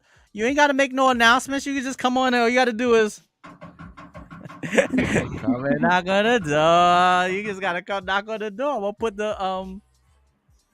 I'm gonna put I'll put the link in the chat. All right. So A-Baddie, you can jump in whenever you like. You ain't gotta have a precursor. Just jump on in. The show is for you. The show is not for me. The show is not for bad girls. For all of us. That's It's right. everybody. So you can come on in. All right. Um. So yeah, I mean, I'm happy that you are able to look back at that situation now and understand where you went wrong and be able to hold yourself accountable, and look and see, that there's certain type of behavior that should be accepted between people that are in love, and then there's certain behavior that should not be accepted under any circumstance. Yep. You're You exactly know? right. Well, and if you can't look back on a bad relationship and take any responsibility, not responsibility for how he acted, just for responsibility of things that I did or things that I didn't do, like defend myself, Right, or to just you know not accept what he was telling me as truth right. because I thought I could change his mind. And that's such an unhealthy way to do things, but when you bring intimacy in it, it gets clouded. Okay, and of you think course. that it's love. And I didn't want to be the kind of person that has been with multiple people. Like I wanted to be with one guy and that was it. I didn't want to share that part of me with a bunch of different dudes. Right. So that wasn't helpful either. But Yeah. I've come back and I'm able to look back, and if I wasn't able to look back and see the things that I ignored, then I would just repeat the cycle with a different guy. Right. So I have to be Exactly. able to look back and see, how do I need to do things differently with my next relationship or friendship or whatever. Right. I'm gonna give you a piece of advice. You want some advice? I would love some All advice. right, I'm gonna give you some advice. What you need to do for the next time, for the next person that you thinking about taking seriously, you need to be able to spend significant amount of time with that person. It should not Right. be long distance.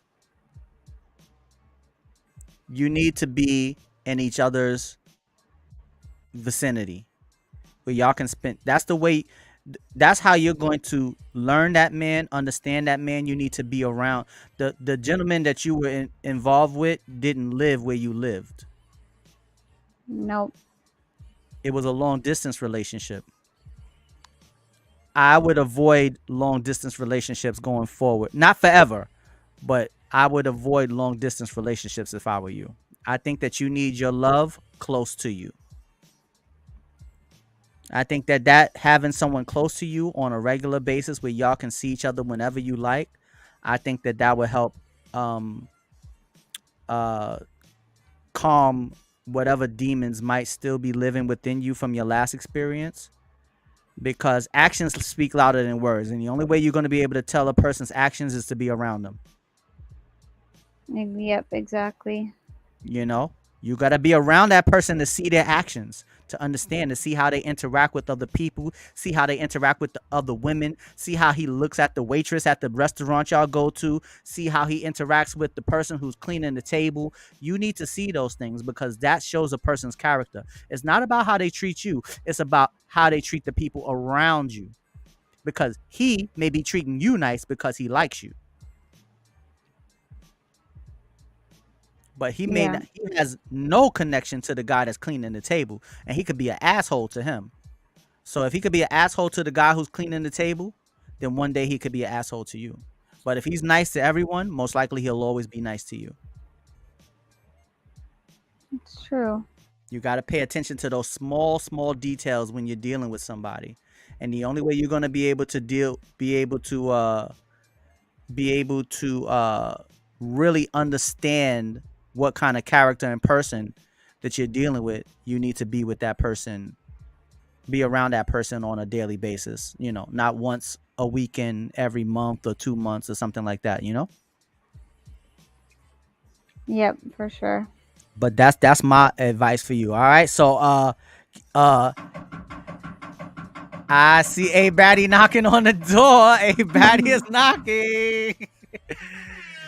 A-Baddie about to come into the building, y'all. Hold on, let me get Ashley Larry's comment before we bring A-Baddie in. Yeah, because there's always another person circling your prize, looking to catch what you thought was yours. That's true too. Yeah, it's always people out here lurking. And then if you are not present to be with your prize, someone will be looking to get that prize for themselves. Once again, that's true. Very true. Shout out to Ashley Larry. All right, hey Batty, you ready to jump on into this conversation? All right, let's bring A-Baddie in. All right, everybody, welcome A-Baddie to the stream. A-Baddie's Hello. in the building. What up, Hi. A-Baddie? How are you, Badgurl? Are you good? Oh, I'm doing great. I'm doing Okay. great now. Everything is great, but I was just sharing the comeback. But yep, everything is good now. All right, so A-Baddie, how you doing today? You feeling good? All right, all right. Thank you for jumping into the stream You with look us super tonight. cute in red. You should wear red all the time, I feel like. Thank you. But it's orange. Oh, Oh, well, is either it? way. It looks red to me. Yeah, it does But look either red. way. Either I'll way, take though, it. I'll take it. I'll take it. I'll take it. let's just go with just bright colors. There you Yeah. go. There you go. Citrus colors. There you go. There you go. There you go. So A-Baddie, welcome to the show. Thank you so much for joining us tonight. So the question that we've been asking, I don't know if you've been watching since the stream started, but the first Mm. question was, what are some of the challenges you feel like we're facing as a people in the world today? What are some of the things that are hurting humanity? The media? Yeah, Mhm. we definitely brought that up. Explain why do you 100%. feel like the media is hurting us as a people, A-Baddie?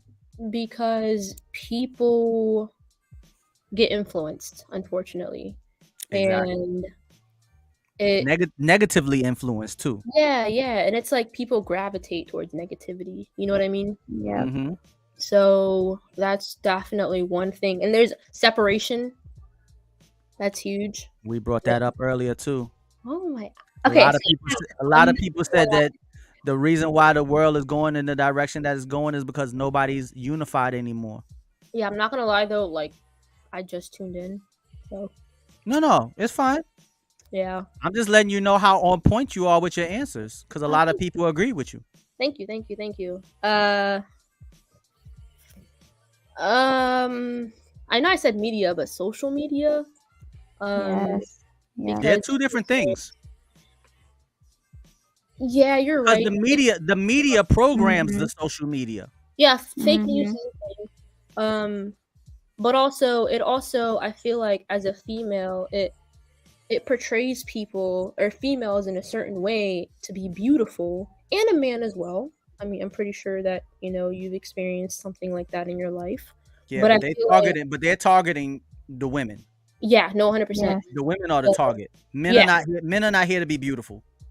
true. No, well, let me rephrase that. Men are not here to look beautiful. You're beautiful. Yeah, I'm a beautiful person, but I'm Yeah. not here to look beautiful. Yeah. I But could be in a car accident tomorrow and I'll still say I'm a beautiful person. there you go. That's the spirit, because beauty should come from within. You know what I mean? Exactly. But But Yeah. they're attacking women in a different way. They're yeah, attacking women They're looking trying beautiful. to take the whole meaning of women away, that we aren't even women anymore. We don't exist. no, I'm not There's gonna no lie. such Like, thing. sorry, continue. No, I was done. Go ahead. No. You said there's no such thing. I want to hear. Yeah, like there's no such thing as women anymore. Like they're taking that away. I don't know how to explain it, but Yeah, no, I know how to explain it. No, I know how to explain it, but I I don't know how don't to know respectfully I don't know if my explain show it. will still be on if I really explain it. no. Yeah. So for me, right, I'm very much like in tune with like the '90s and stuff like that, right, and early 2000s and everything. And at the time, females, as they should, looked different, right? Like every female that you saw had their own beauty going for them. But it's like nowadays, there's just a stigma that's going around that There's a this is what standard. beauty. There's a one standard of beauty. Yeah, and it's like it's crazy because it's unrealistic. You know what I mean? Right. Yeah. So that's the The only standard thing. of beauty is like, let's give it not to put this one person, but she, the standard of beauty is Kim Kardashian. Yeah, no facts. Everybody thinks, oh, Kim Unfortunately. Kardashian is so beautiful, but actuality, Kim Kardashian based how she looks on another whole group of people. Mm-hmm. So I think personally that Kim K looked more unique, and that's what I think beauty is how you can differentiate from the next person. Exactly. Back in the day, like exactly. I agree with you. What I mean? I agree with you 100. I'm not saying I think Kim Kardashian is a beautiful woman. No, she is. Yeah, she is. But that became the standard where that's how every female wants to be. Small waist, big butt, but like naturally, like she was gorgeous. Yes. And I feel like the reason why, like Tom said earlier, he said no, it wasn't Tom. I'm sorry. Ashley Larry said money is at the root of all evil. He said money is at the root of all evil. And the reason why they're targeting women that way is because they're making billions of dollars off of it. Yeah. Yeah. Because women are actually going out here and having these surgeries to look like these celebrities, killing themselves. I mean, I seen a story where a woman had something that they put in tires to fill up a tire. Like when a tire gets a flat and they don't, you want to make the tire hard again just to get to a certain destination before you're able to change the tire. And they were, putting that inside of her body to give her a bigger butt. I said, wait a minute, what person? I don't even want to say woman because I don't want to feel like because everybody gets plastic surgery. But this story was about a woman. So I got to say it this way. What person would inject something like that into their body just to look a certain way? It's scary. It's very, very scary. But they're making so much money off of it that they're going to continue to do it as long as women continue to go out there and chase that beauty standard. Yeah. When you're already beautiful. Plastic surgery is a real thing. I'm not gonna lie, one of my friends, she got a BBL, and it was good. But as the thing is, as you get older, right, your body changes, and then what happens at that point? Yeah, you got to keep getting more surgeries, and now you're screwed. Yeah. Now you're screwed. Not to disrespect, but go look up and see how Madonna looks now. Go look and see how Pamela Anderson looks. Go look and see how Little Kim looks now. Go look and see how Pamela Anderson looks now. That's for when you get those plastic surgeries, you're beautiful for a moment. Yeah, no, for sure. It's a moment in time. The thing is, beauty changes, right? And what's beautiful now, the look that everyone wants to get now might not be beautiful in 10 years. Then what? Well, it's not going to be beautiful when you're 60. Well, you know what I learned? I don't know if you guys have ever watched the show Botched, but it's about botched plastic surgery. Okay, so the other day I was watching it, and one of the doctors made a statement saying that the thing with getting liposuction and sculpting and all that is when you do gain weight, then the weight that you gain comes back weird because you've scarred inside of your body, like the scar tissue from the lipo and everything messes you up. Now you have a body. Yeah. And then with the fat transfers, the BBLs and all that, some people get so carried away that they transfer so much fat, and that fat can go up into their lungs and actually kill them if they don't control it. So and that's crazy. There's so many risks with it. It's insane. And let me tell you, ladies, yeah, and it's a deadly sin. Yes. Vanity. But ladies, let me tell you, you ask any real man, I'm not talking about a 15, 16, 17, 18-year-old man. I'm talking about any man that's 28 years old and 28 and older. You ask any man, would he prefer his woman to be natural or to be surgically enhanced? I would say 90% of the men would say natural. Yeah, I'm not going to lie. My ex did not like me wearing makeup. And the thing is, I wouldn't wear makeup for anybody else. I would wear it for myself. You know what I mean? Right. But it's literally, it was natural beauty is a thing. And I love your natural hair and your natural face. And it was if a man, let me tell you, if a man is speaking to you in those terms, if he's saying, I like you natural, he really likes you. Number one, he must really like something about you.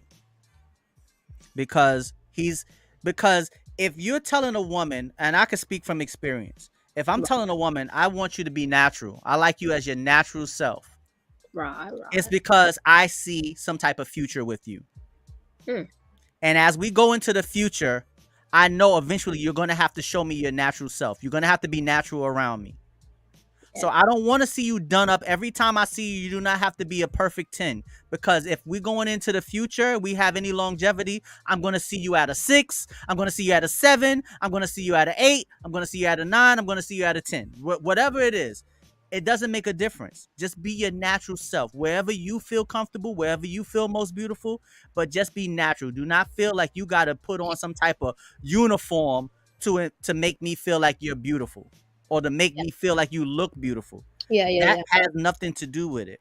I'm telling you, especially as I've gotten older, you ask any man that's over 35 years old, I think 90% of them would say, I would rather my woman to be natural. Because when you're with your woman, and if you're thinking about going down that road long term, eventually you're going to see her at her most natural state. And that's when we're getting older. Not gonna lie, Ashley, Larry speaking the truth. Meet at the club looking like a 10, wake up the next morning looking like Buster Douglas. Not gonna lie, yeah. Now I have to admit, I have to say, I do get lash extensions, but I love them, and they're for you. You know what I mean? I get them for me. They make me feel better, and I don't have to do makeup because my eyelashes are always done. But I also get a very subtle version. I don't get like, you know, the caterpillar look or anything, but I do like to get my lashes done every month. It just is one thing that helps me feel better. You treat yourself. I like to do for myself. I get my nails and my toes done. Yeah, but that's different. Yeah. That's different. We're not talking about getting your lashes done and getting your nails and your hair done. I mean, your toes done, and your hair also. That's not putting on a full uniform. We have women who put on a full uniform. That's what I'm talking about. Lashes, nails, toenails, your hair, that's not a big deal. But when you combine all of them with makeup and then body enhancements and then all of these other different things, that's a uniform now. That's a whole uniform. And now you're a completely different person up underneath all that. If you took your lashes off, no one would be like, oh my God, where did Badgurl go? No, they would still say, okay, that's Badgurl, but her lashes just look a little bit is not as limpy or not as full or whatever it may be. I don't even know the difference. To me, as a man, I probably wouldn't even. I would notice. I take that back because I'm very attentive. But most men probably wouldn't even notice. To be honest, if they think you're beautiful, if you're with a good man. But the man that I was with, he certainly noticed and pointed out every single flaw. But see, he was you. Like I would wake up like an hour early to make sure that I was ready, and then I would get back in bed so that he was preying on up to me looking pretty. Is how he was preying on your insecurities. No, I'm not gonna lie. And that type of man wants to put you down, because I was in a relationship like that, right? At least a very toxic relationship like that. What up, Jersey? Welcome to the stream. He put Jersey me down. is on the IG. What up, Jersey? Hey, what's up, Jersey? He put me down, but I realized as I I realized through life experiences that he put me down to keep me there. You know what I mean? So that I only thought that he was the only person that, he wanted me. You know what I mean? Yeah. A-Baddie, can I ask you a question? Yeah, how old was this gentleman? I was with him when I was 18 to 21. And how old was he? Is he older than you? No, he was a year younger. He was a year younger. Okay, that's exactly why I asked that question. That's exact. Badgurl, remember I asked you the same question?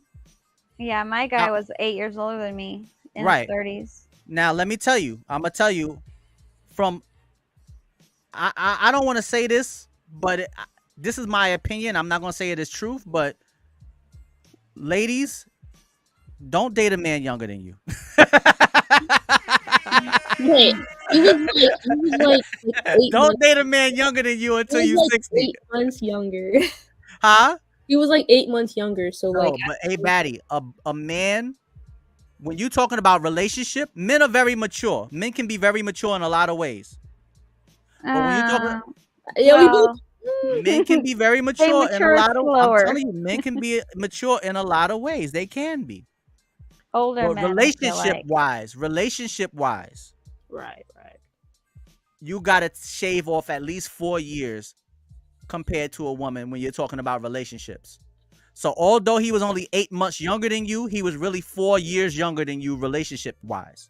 Mm. Yeah. Men relationship wise mature much slower than women.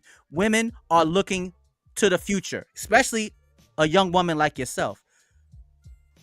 Women have to move faster in relationships because most women want to have children. Yeah, yeah. So that Biological. means they got to get, unless you want to be a baby mama and you just want to have a bunch of random kids with a bunch of random dudes. Now that's different. Yeah. But if you really want a traditional family, then you cannot play around with a guy for 8 years and then at the end of the 8 years, y'all just break up. Because now you done wasted 8 of your valuable prime years. I get So that. that's why women have to be more mature in relationships than men. Because men are not growing up thinking, oh, I can't wait until I make a baby. I just gotta make a baby. That's my whole essence in life. That's all. Men don't think that way. Yeah, yeah, you're right. You're Men right. have to think about finding the right woman first before they even fathom having a child. Mm. Women think about the man and the child in unison. Like it's like a combo deal. Can I say a point? Can I say a point? Absolutely. I think this might be true. So women are quick to settle, right? Like women are quick to be like, oh my gosh, but he loves me, but he does, you know what I mean? All this shit. Yeah. Compared to a man where he's like, oh, you did this, bye. You know what I mean? Like think about it like this. If a man cheats on a woman, right? I'm talking from like a general perspective, right? Not anomalies. From a general perspective, if a man cheats on a woman, the woman will most likely take him back compared to a man or a woman cheating on a man. He's probably going to be done. I think a man will take a woman back, but he'll never take her, like his point of view towards her, how he envisions her, how he sees her will not be the same. Because and I think women will take a man back because God gave y'all the gift of being nurturing. Women automatically want to try to fix what's broken in people. That's your gift. It's a gift and a curse. But it is a woman's gift. That's why when women see babies, they like, oh my goodness, look at the baby. But you never see men do that. Yeah, it's true. You never see men say, oh my goodness, look at the baby. No, we don't do that. Because we don't have, that's not our spirit. It doesn't mean that we don't see children as adorable or beautiful or cute or whatever it is. Yeah. But it doesn't touch our spirit the same way that it'll touch a woman's spirit. And the reason why it touches your spirit is because that is when you see a baby and your eyes light up, that's God telling you there's your purpose. Yeah. Whether you serve that purpose or not, that's up to you. That's your own decisions. But that is the reason why women light up when they see babies, because that's you seeing your purpose in physical right there, right in front of you. There's my purpose. Yeah. Especially women that don't have children yet. Yeah, true. They light up even more. You know, because it's like, oh my God, I can't wait. Men don't see babies and be like, oh, I can't wait.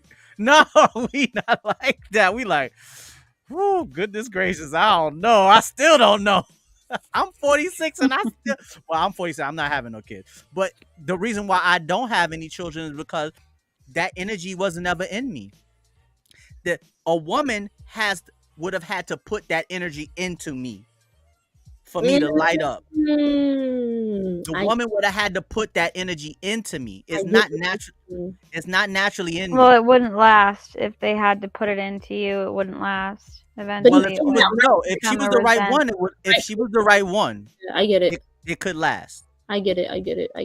It could last if she was the right one, bad girl. But to be completely honest, yeah, I don't think that's in most men.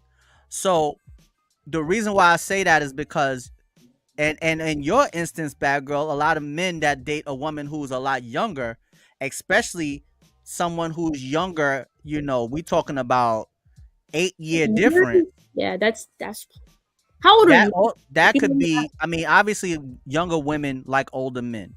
Most women like a man who's I older. no, I will say women like men that are successful, and Yeah, that but men are usually not successful till they get older. exactly, Yeah. exactly. No, but the thing is, And if you come across a man, if you come across a young man who's really successful, he's not going to be faithful. yeah, He's not. I think that's honestly what drives women is the success level, and what drives men is the beauty. Right, because if you went to all your girlfriends or your sisters, I know you have sisters, A-Baddie. And Badgurl, if you went to your friend that you told us about, your best friend or your sister or whoever you talk to, right? And you was to Mhm. say, "Oh my God, girl, I met this new guy. He's so wonderful. He's so handsome." One of the first things they would ask you is, "What does he do?" It's true. 1,000%. Now, if I went to my male friends and said, But actually, "Yo, look, I met a young lady and she is the one for me, fellas," they gonna be like, "Yo, let me see a picture of her," because they're gonna want to see how she looks. yeah, And that's just the nature of men and women. I ain't gonna lie. Women Actually, Larry said, "Let me take the L for the guys. We are dogs." at some point most men have a dog phase. We do. I'm not gonna lie. Ladies, beware of the men that are going through the dog phase. You got to understand it and see those red flags immediately. Yeah, yeah. No, but honestly speaking, though, I'm thankful for, as odd as it may sound, saying it out loud, but I'm thankful for the relationships that have failed, You because should be. every single one has taught me what I want, what I don't want, what I'll accept, what I won't accept. You know what I mean? So, Yeah, Exactly. it's yeah. true. You have to go through that Mhm. to get to the good. It can be Absolutely. Speaking frustrating, for all but the fellas right now. I mean, I wish I wouldn't have gone through it for 10 years, but what do you do? Can't Yeah, change it. yeah. So, I mean, you Let me ask live it. Go ahead, but go bad ahead, girl, everybody. bad girl. Your next yes. relationship, if you're in one now, or if you get one in the next whenever, right? Are you gonna accept any of those traits that your No. ex? Exactly. No, I avoid those traits. Right. That's why it's a learning experience. You live and you learn. You become better and you move on.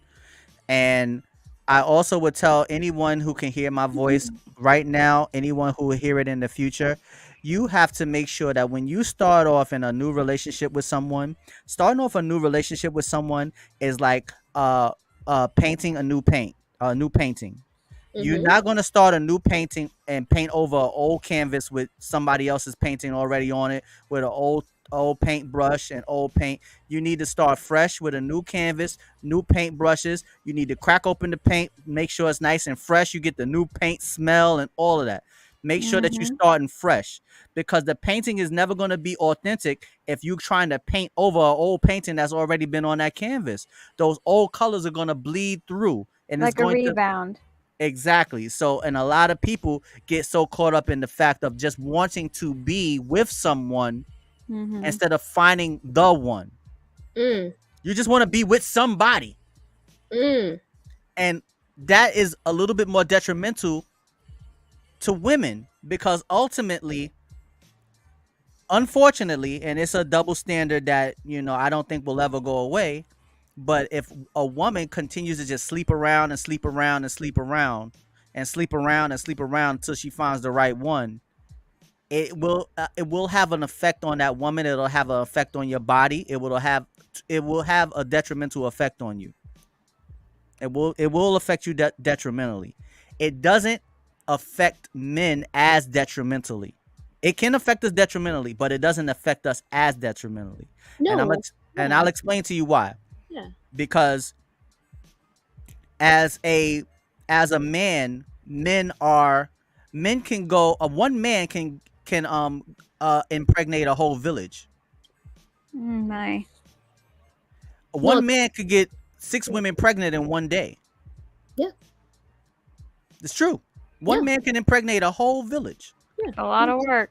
It's a lot of work, yeah, but it can be done. It can be done. Mhm. But once a woman is pregnant, that's it. She got to wait almost another year. I will say this though. I will say this, right? And I'm not condoning men having multiple women or whatever, but there is a I guess like there's something wrong when women sleep with a lot of people, It but there's is. something right when men sleep with a lot of people for whatever reason. Society, at least, society based, right? It's not just society, it's also the fact that women are the ones who have the children, that carry the children. Exactly. But here's the thing, right? Here's the thing, right? A man sleeps with 6 women. All those women know who the dad is, right? Exactly. You're about to hit the nail on the head. Right. You're gonna have to take 6 paternity tests. You know what I mean? So Exactly. Yeah. Exactly. And that's why women should not get comfortable with just sleeping around until they find the right guy. Because if you keep sleeping around until you find the right guy, you're never going to find the right guy because you've had too many guys. And it's almost like your social status or your status just went down. No matter how beautiful you are, no man is ever going to take you serious in that. Right. Once he finds out, if he ever finds out, or once he finds out, he's going to look at you differently. And I'm being honest. I'm being honest with anybody could hear this. I'm telling you, the men are going to look at you differently. But now, if you flipped it and you said, okay, A-Baddie or Badgurl, let me ask you a question. I want you to answer this question honestly. Okay. Would you prefer a man who is a virgin or a man who is a great experienced lover? I want to see if the ladies gonna be. Let's see if the ladies gonna be honest with me tonight. Do you want a great experienced lover that he knows exactly what to do, and he's going to push your buttons, and he is going to make sure that your night, every night you lay down with him, he is going to treat you right from head to toe? Or would you prefer a virgin, a man who is a virgin that don't know what the hell he's doing? Which one would you prefer? So you're making my dimples come out. Making me blush. Oh my gosh. Which one would you How do I prefer? say this? How do I say this in a classy way? Right, because it's on YouTube. Yeah, I'm told I'm like like- to, post it on That's what I'm Facebook, like, so my whole fam's seeing my other side. I know, but see, the thing is, I already know the answer. I know the answer. I'll answer. What's the answer? I just want to see if y'all gonna be honest. I'll answer. Because fuck it. Honestly, sorry Right. if that's wrong. It's okay. You can say fuck it. I would rather prefer an experienced man. Exactly. What Yes. about you, Badgurl? You would prefer experienced men. Yes, partly Right. because I prefer older guys, and if a guy is nearing his 40s and he still hasn't, I don't know. Right. So then that lets you know that there isn't a stigma for a man. Because how is a man going to become experienced if he doesn't sleep with? Then that means he had to have slept with a lot of women, or he slept with one woman a lot. Yes, but I also will say this: women, when they get intimate with a man, right? It's coming from a Ashley Larry said, "You want a 2-pump chump or a Casanova?" The ladies want a Casanova, Ashley. We all know the truth. They ain't got a lot of tone. I know the truth. I just want to see if they're gonna tell me the truth. I know the truth. oh my Don't God. no woman want no inexperienced man. Come on, Yeah, we know but that. here's the thing: when women sleep with men, right? Honestly speaking, she can be unless she's gone through life and doesn't give a fuck anymore. But the average woman, she sleeps with them if there's an emotional connection, right? That's true. Yes. That's Yeah. true. So that emotional connection already should be better than whatever happens. You know what I mean? And she's willing to be patient compared to a man, and men just sleep around and they don't Men, care. you see, men don't need a emotional. They don't connection. get emotionally attached. They don't care. They don't care. As we get older and men become more in tune with their intimate side, then you need some type of emotion. We had this discussion. There's a big difference between having sex and being intimate.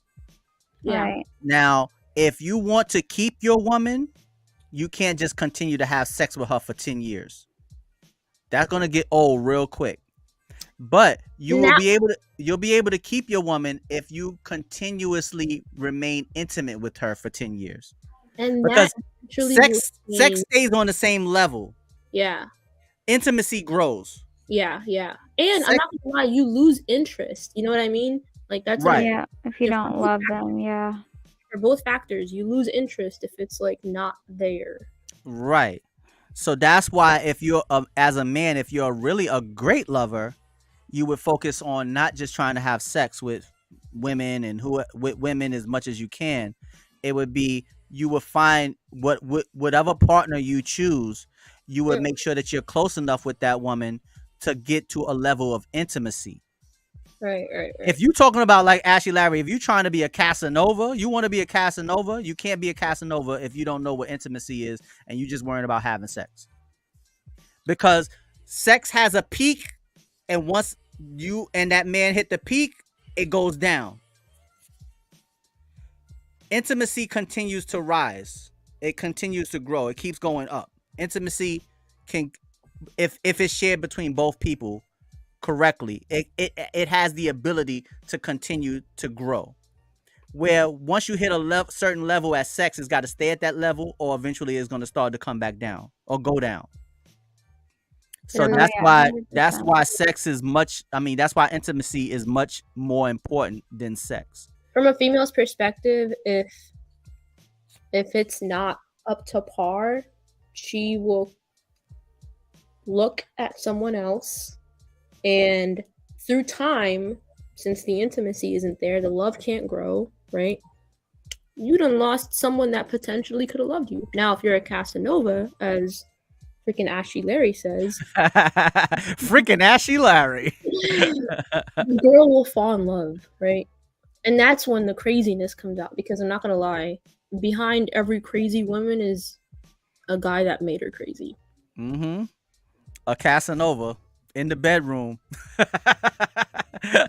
Some things that went on in that bedroom to bring out that side. You know, it's funny because you're like, you know, you're really healthy and pretty confident in the beginning, and then, you know, they tear you down and say all this shit and, you know, treat you all bad, and they're like, why are you so crazy? Really, bruh? You But that's want to know a fact. why? That's the thing. Like, not that they're completely at fault, of course, but I mean, come on now. Yeah, that's definitely a tactic that men use. Mm-hmm. But Yeah. now, let me ask. Then we went on to a whole like we was asking A-Baddie what are some of the challenges that we're facing as a people, and we went on to a whole different. This is like we the went, same topic we we had went the to other Venus, night. we went to Mars, we went That's to Pluto. conversation, you know. That's Good the great thing. conversation. No, that's the great thing about the show, and that's why I love when people jump on the show with me, because it allows the conversation to go in so many different great directions. And I think it's just really entertaining and interesting to hear other people's points of views and be able to give my point of view. You know, the one of the best things that I could do as a grown ass man is try to help, because this is not happening enough. A lot of men will try to help a young woman, give a young woman advice, but they're doing it with an alternative motive. They're doing it with some kind of trick up their sleeve. And me personally, I feel like when you treat women this way, it creates a vicious cycle that harms all of us. Yeah. Once women start to feel like men are just abusing them and using them, then it will give them the mindset of, okay, well, then I know what to do in return. I'm going to get what I need from this guy, and I'm going to get up out of there. I'm not worrying about his feelings, and because he ain't worrying about mine. So he going to get what he want. I'm definitely getting what I want. It's kind of, and like I said, that turns it into like a business transaction. But when you speak to women and you speak to them in a way where it's like, look, I'm looking out for your best interest, whether you like to hear it or not. I'm gonna be honest with you and tell you the truth from my experiences. I'm older than both of you, and I've dealt. Trust me, I've done had my experiences. And the best thing that I could do to try to help stop those vicious cycles is to be honest with women and tell women what's really going on in a man's mind and why most likely he's doing the things that he's doing. Because I'm very attentive, and I've been in a lot of these scenarios. I've been in these scenarios, or I've seen other people in these scenarios, and they ask me, "Well, Toby, what do you think I should do?" And I'm like, "Bro, you dead wrong, bro." Like I was saying about with Badgurl, you know, like this dude was dead wrong, knowing that he was with somebody that hadn't been with anyone intimately, and now you taking advantage and trying to, you taking advantage of that situation. That's dead wrong. And as men, we know that, and we know those situations when they arise, and we know how to take advantage of them. That's just, that's how we are. We know it. But a lot of times we won't say that to women because we don't want to let the cat out the bag. We don't want to tell women what's really going on. And I know women do it too. It's a lot of women that y'all get in y'all circle of girls and talk about guys and what y'all gonna do, and and there's some women that need to come out and really talk about, all the mischievous and devious things that women are doing to prey on men.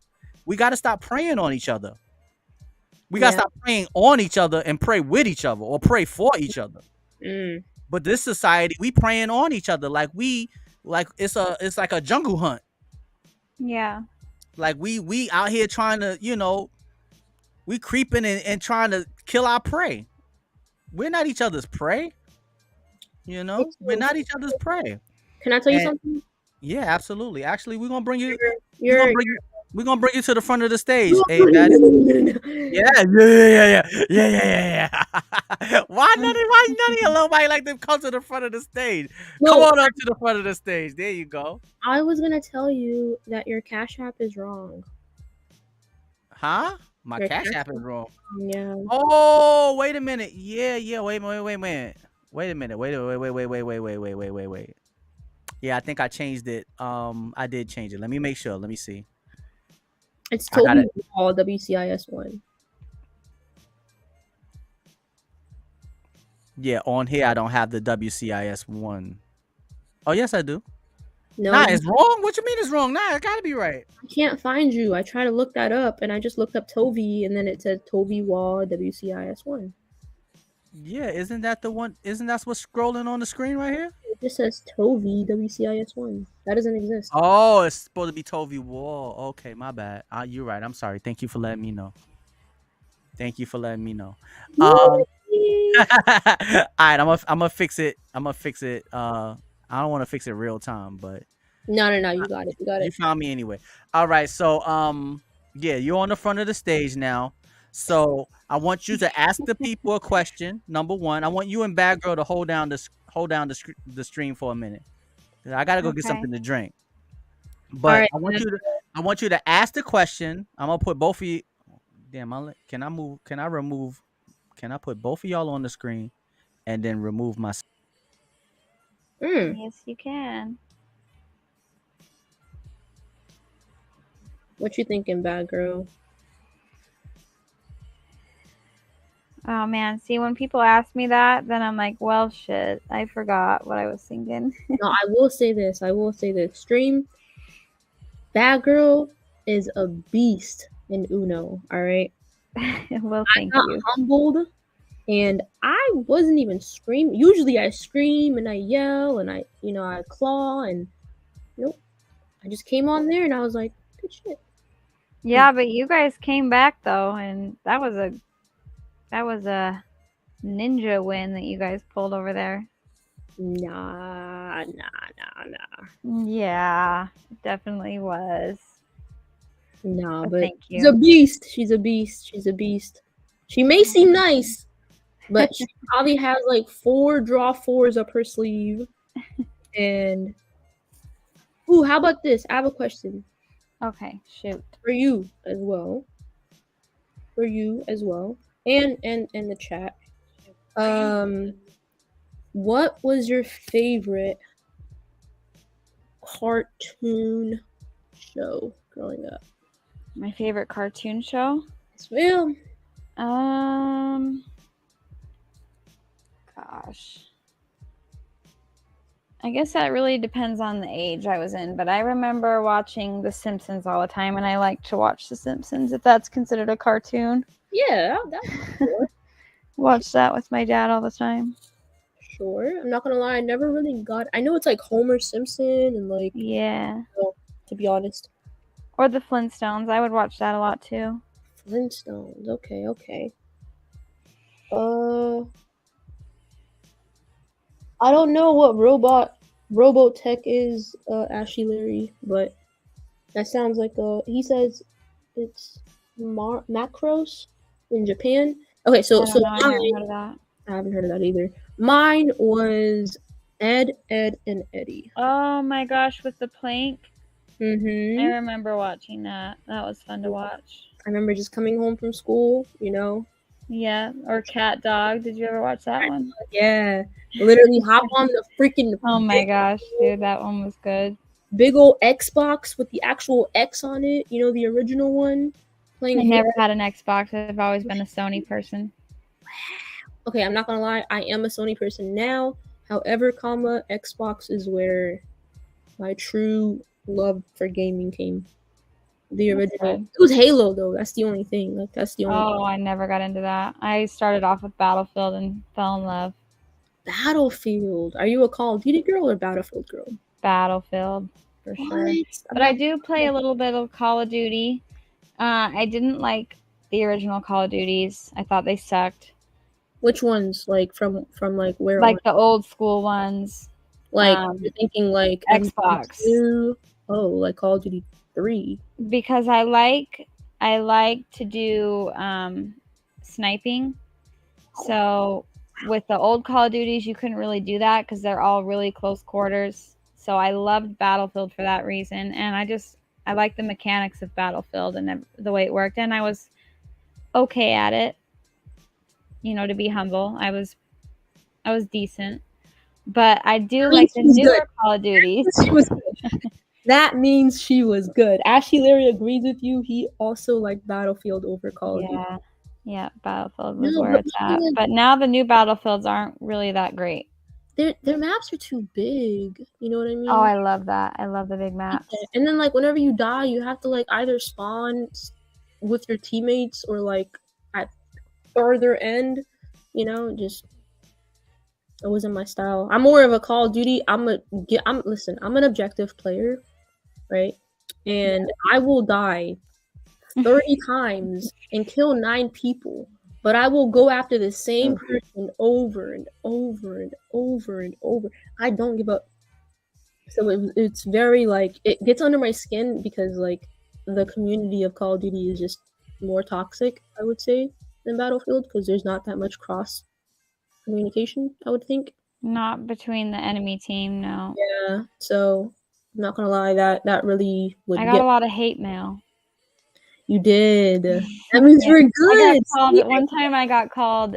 This guy sends me a message.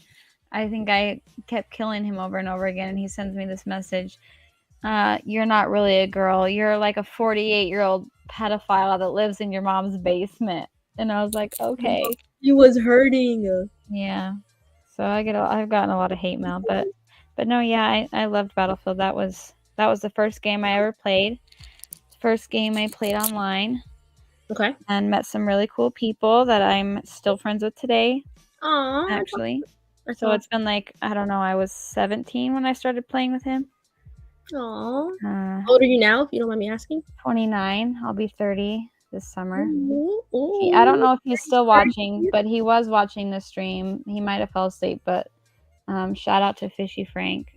Shout out to Fishy. He's been an OG friend of mine, and he's been helping me out on Battlefield because I kind of took a break from gaming because I was really connected to my ex when it came to gaming. So I just kind of had to take a break for a while and disconnect it from him. Okay. And then I came back, and yeah, so he's been helping me out, and he's a good dude. Oh, I love that. Shout out to you, man. And since we're shouting people out, I'm gonna say shout out to Man I Can Cook, aka Will. He's been my boy since day freaking one, and we've been friends for like 12 years now, 13 years. I don't know. That's awesome. Yeah, but it's crazy because like. And we actually like hung out in like real life and shit like that. Like, it's crazy how life works.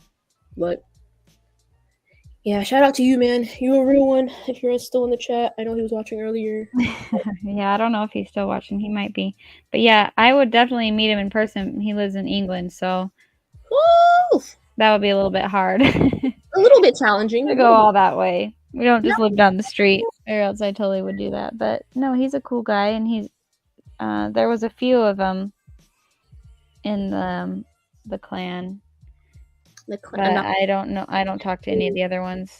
I had a clan too. It was a Call of Yeah. Duty clan. Yeah, they were pretty good too. I'm not gonna lie. We did a lot of damage. We went pretty far. Yeah. But, Yeah. It's crazy because now, as I got older, I went through a phase. Oh, Will's here. Shout out to you, Will. Shout out to you. Oh, that's awesome. Shout you out. Tea and crumpets and grenade launchers. Ooh, that's what he said. Tea and crumpets and grenade launchers. Actually, very good. But yeah, no. Honestly speaking, it's just crazy how when you're young, because I started gaming when I was like a fucking child, to be honest. Like, yeah, me too. 10 years old. Oh wow, that young? No, I definitely wasn't gaming then. Well, I guess I was playing Vice City on the PS2, but that wasn't like gaming, online gaming, I guess. Okay, let me ask you this. Your favorite GTA of all time? I loved Vice City. I really did love it. And I think it might be the nostalgia of it from my childhood, but I didn't really play a lot of GTAs. I saw my brother play San Andreas, but I never played it myself. I've only played GTA 5 and then Vice City on the PS2, so. Wow, okay. Wow.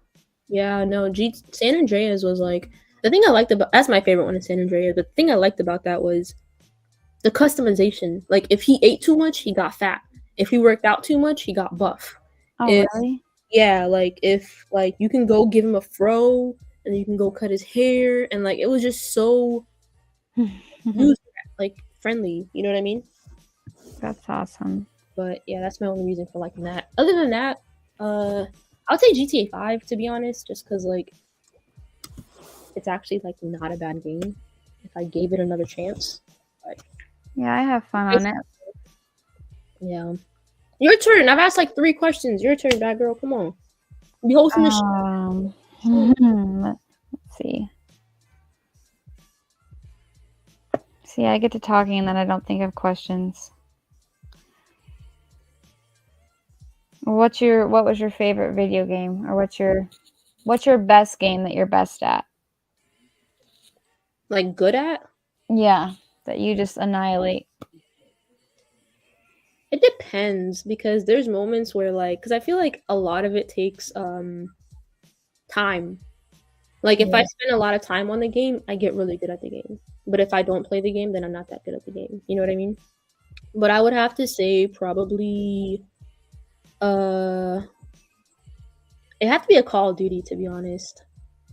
But I would probably say not Advanced Warfare, because they had the exosuits and shit. I didn't like that. But it was one of the Call of Duties. It was like before Ghost, because that's when I was playing it heavy.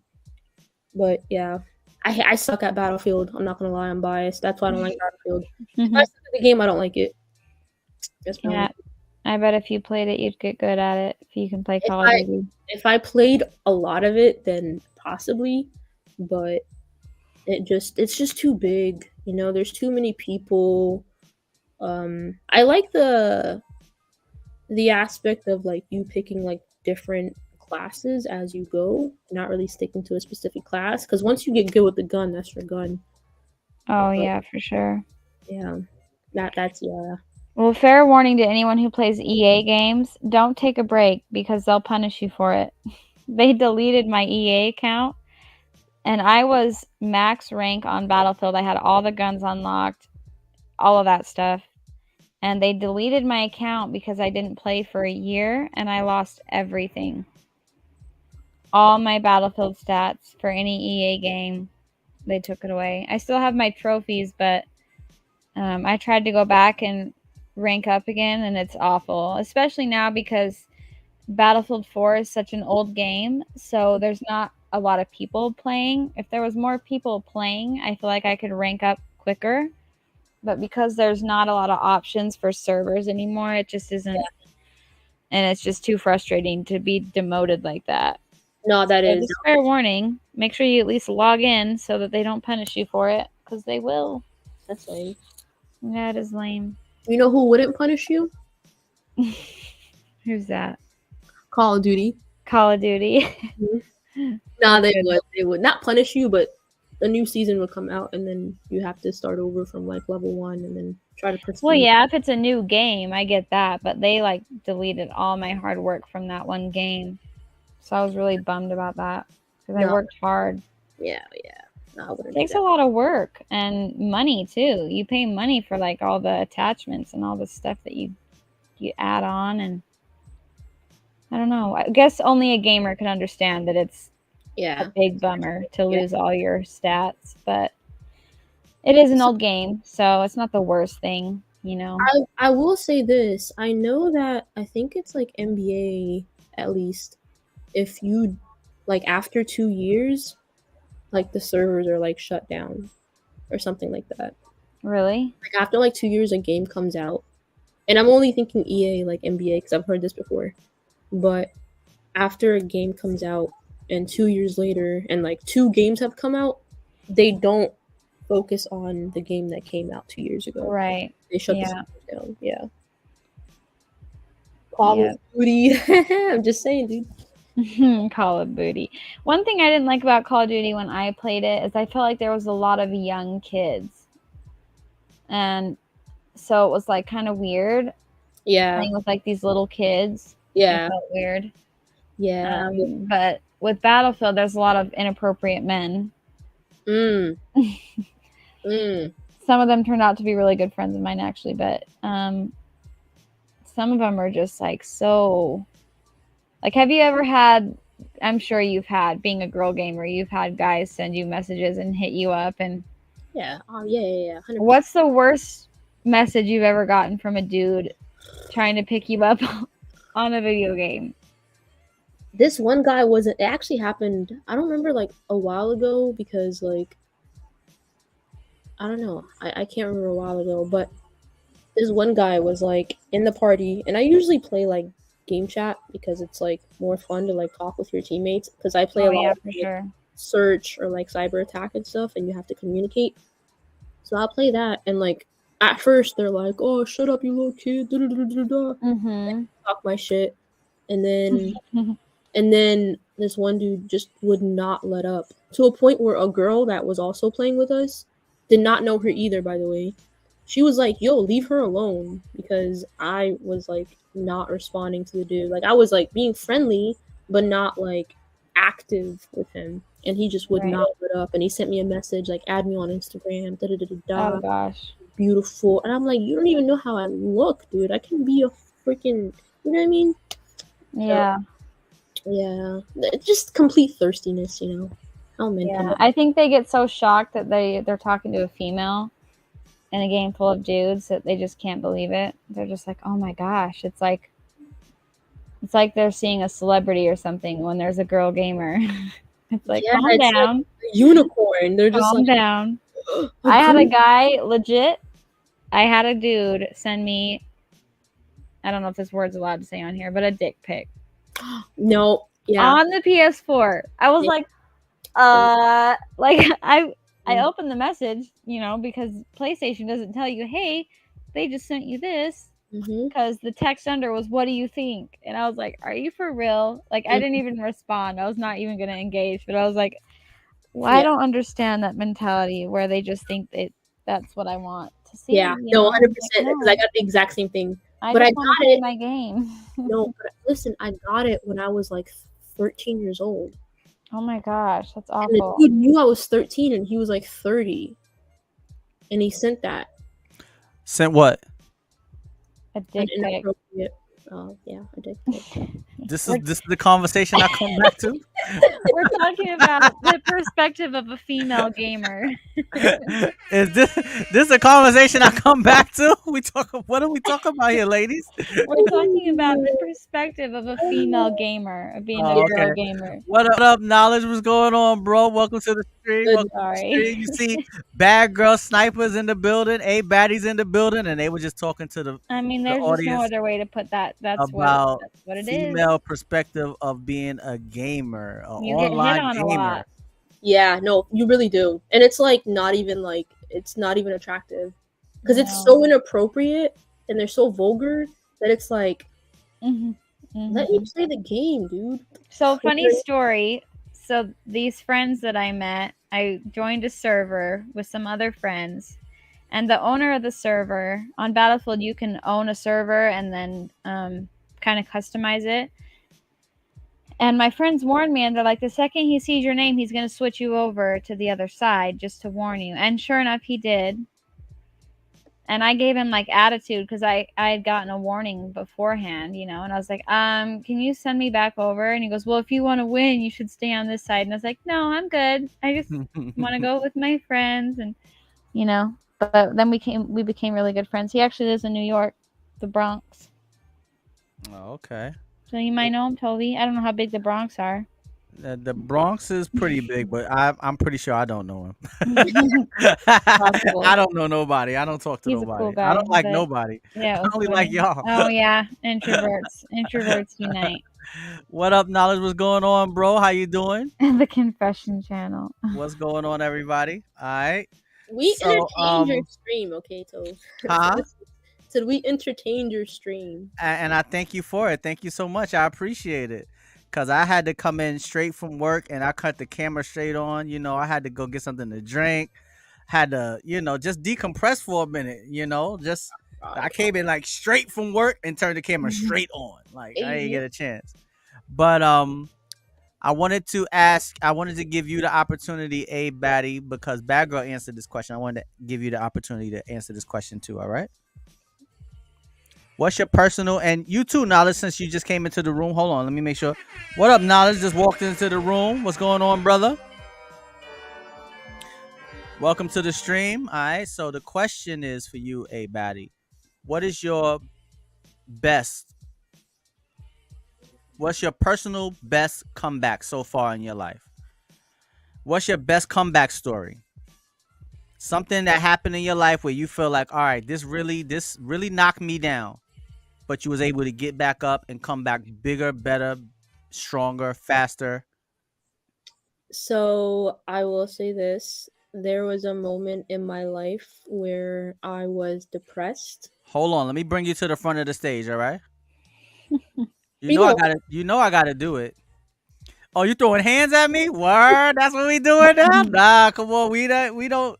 First of all, I don't fight women. I'm a lover, not a fighter. It went automatically. All right, we're gonna bring A-Baddie to the front of the stage. All right, so everybody, this is A-Baddie's personal best comeback story. All right, because we all know that life can get the best of us sometimes, and there's nothing wrong with that. We gotta understand there's nothing wrong with life getting the best of you sometimes. There's nothing wrong with not having it. Yeah. It's something wrong with not trying to get it. True. It's something wrong with when you let life knock you down and you stay down. There's nothing better than a comeback story. Everybody loves a good comeback story.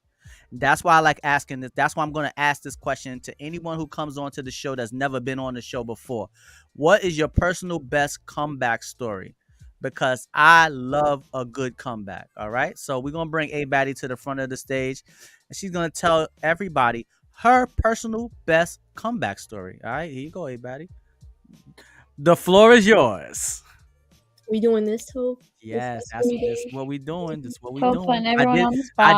I did it the bad girls, Equality. All right, so okay. When I was like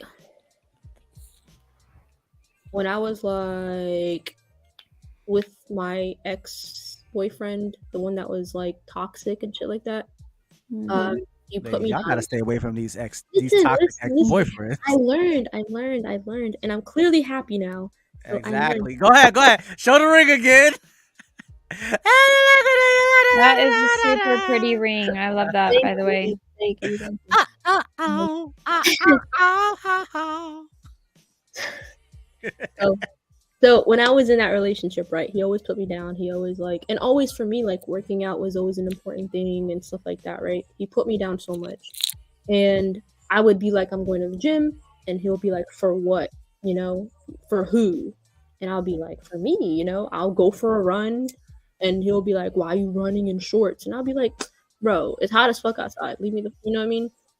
But anyways, there was a moment where I gained probably, I weighed like 180, I want to say, something like that. Like that was probably like the biggest weight that I've weighed. And it it listen, I was depressed. I'm not gonna lie, I was depressed. Like it was just straight, you know what I mean? Right. So at that point, things that I would wear wouldn't fit me, things that I wanted to do, I couldn't do. And it got to a point where I was just upset at everything and everyone. And then I met a trainer of mine, and she basically was like, a positive light. And I just felt myself there.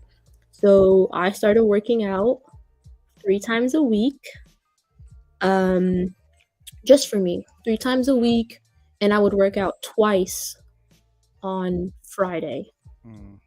And right, I know. Right. And then we joined a because it was like a fit club, right? So we joined like competitions and shit.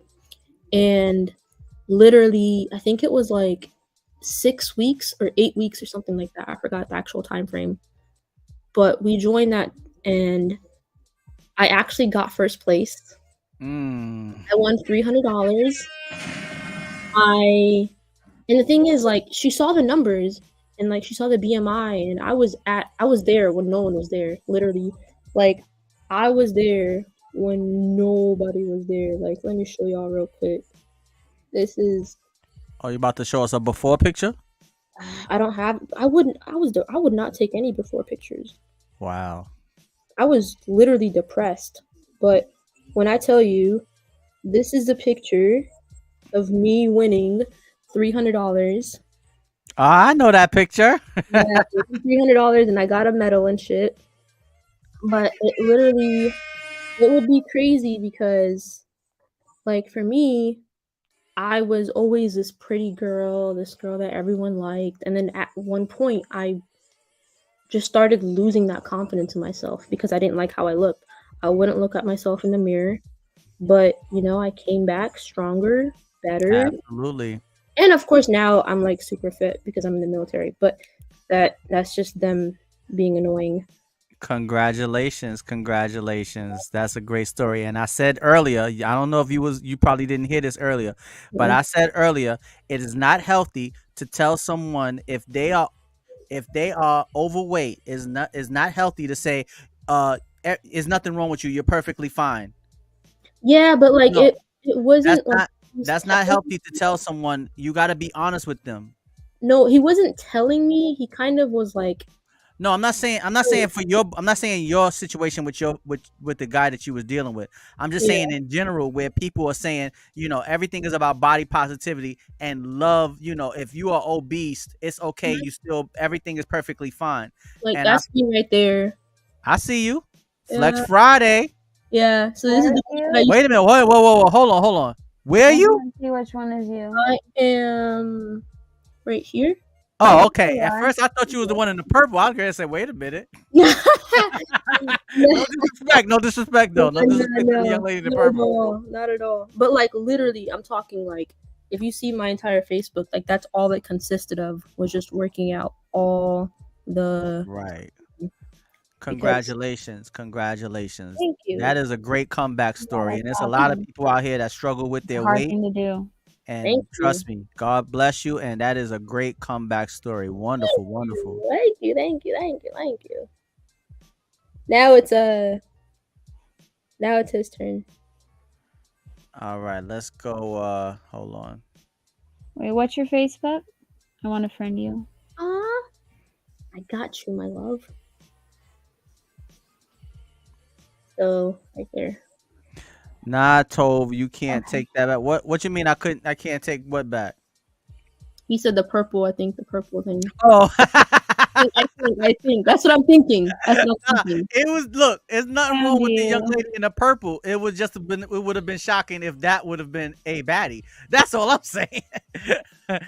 You're so cute. Thank you. I'm sorry. No disrespect to the young lady in the purple, but I was like, wait a minute, that's A-Baddie. I thought she just said she got rid of any of the pictures where she was big.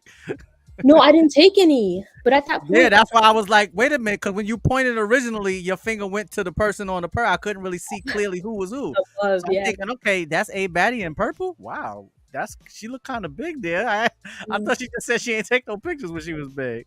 Until you zoomed in, and then I could see who was who. I'm not disrespecting the young lady in the purple. I'm just saying, in comparison to what I've always known A-Baddie to be, that would have been a shock. That's all. Yeah.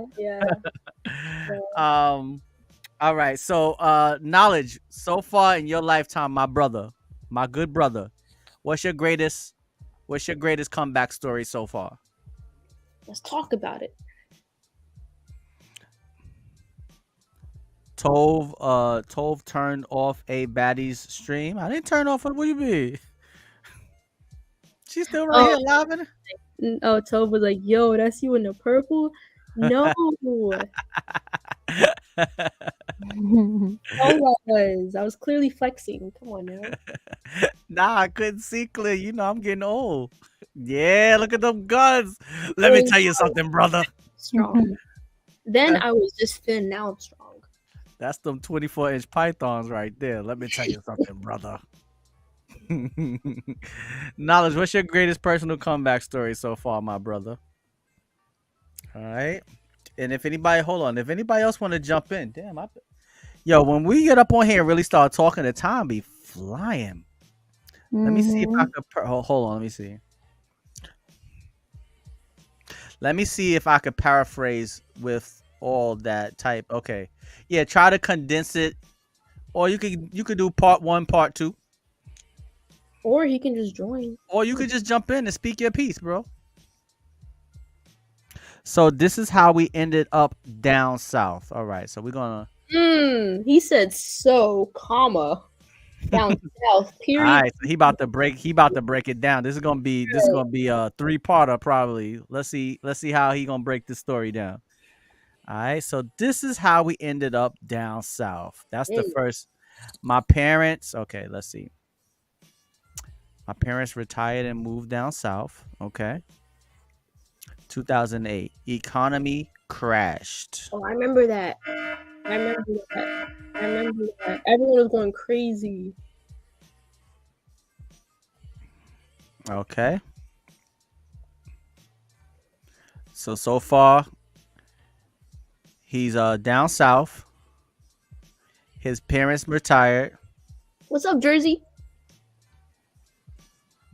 What up, Jersey Devils? Done snuck on over to the YouTube. Jersey Devils in the house. What up, Jersey Devil? All right. 2 weeks later, my wife company laid her off. Oh my God. I can't wait to hear the comeback from this story because it's already sounding pretty melancholy so far. Damn. 2 weeks after moving down south with your parents, after they done retired. So the parents retired. Y'all moved down south. And then your wife got laid off by her company. No, this is how they ended up south. Oh yeah, okay. I'm sorry. Yeah, this is how everybody ended up down south. Okay, we tried. Okay, let me bring up. We tried to hold up our financial obligations with paying mortgage and all that. Okay. Okay. That's a lot. Where you live, my guy? Wow, 3,500. Holy crap! You must live in. All right. It's a big mortgage. Yeah, this is a story right here, y'all. I can't wait to hear the happy end. I can't wait to hear the comeback. Cause this is not a good situation. This is a challenge right here. This is a case of bad luck.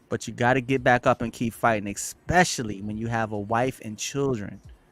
You are responsible for the wife and the children to make sure you keep a roof over their heads, keep some food on that plate and some clothes on their back. So God bless you. I can't wait to hear the last. But I know I'm hoping there's one more piece to this story because it's been a hell of a comeback so far. And God bless you, my brother, for staying strong and persevering. A lot of people let those situations get the best of them and they just crumble under the pressure. Yo, it was the most depressing time ever. God takes care of you when you stand strong. All right. Round of applause. I gotta. Yeah, that's awesome. God bless you, my brother. Yo, At your, knowledge. Listen, God tests the ones that can handle it. I'm just saying. uh, but honestly, during that period, I felt less than a man, yo. But see, and You came up. the suicide rate for men is really, really high. And this is what I was talking about last week during the show. There's a different type of pressure, not on just every man, but on a good man that's really committed to taking care of his family and taking care of his wife, his children. There's a different type of pressure that's on that man's shoulders. It's a pressure that I don't know about. I've never been married. I don't have any children. So that's why it's easy for me to come home from work, turn on the camera and laugh and joke and play around because I'm responsible for myself and myself only at this point in time and pretty much my whole life, except for when I was taking care of Eric. But there's a different type of pressure that knowledge had to deal with. And I respect it. And I really hope and pray that your family really appreciates you during those times. Even at that moment where you felt less than a man, the fact that you was humble enough to put your family under another roof, even if it was your mother's, your father's, you still provided a roof for your family to go under temporarily until you could pick yourself back up. So even though you may have felt less than a man, that still was a very manly thing to do, to put your ego to the side to make sure that you were able to help your family. You know, my brother?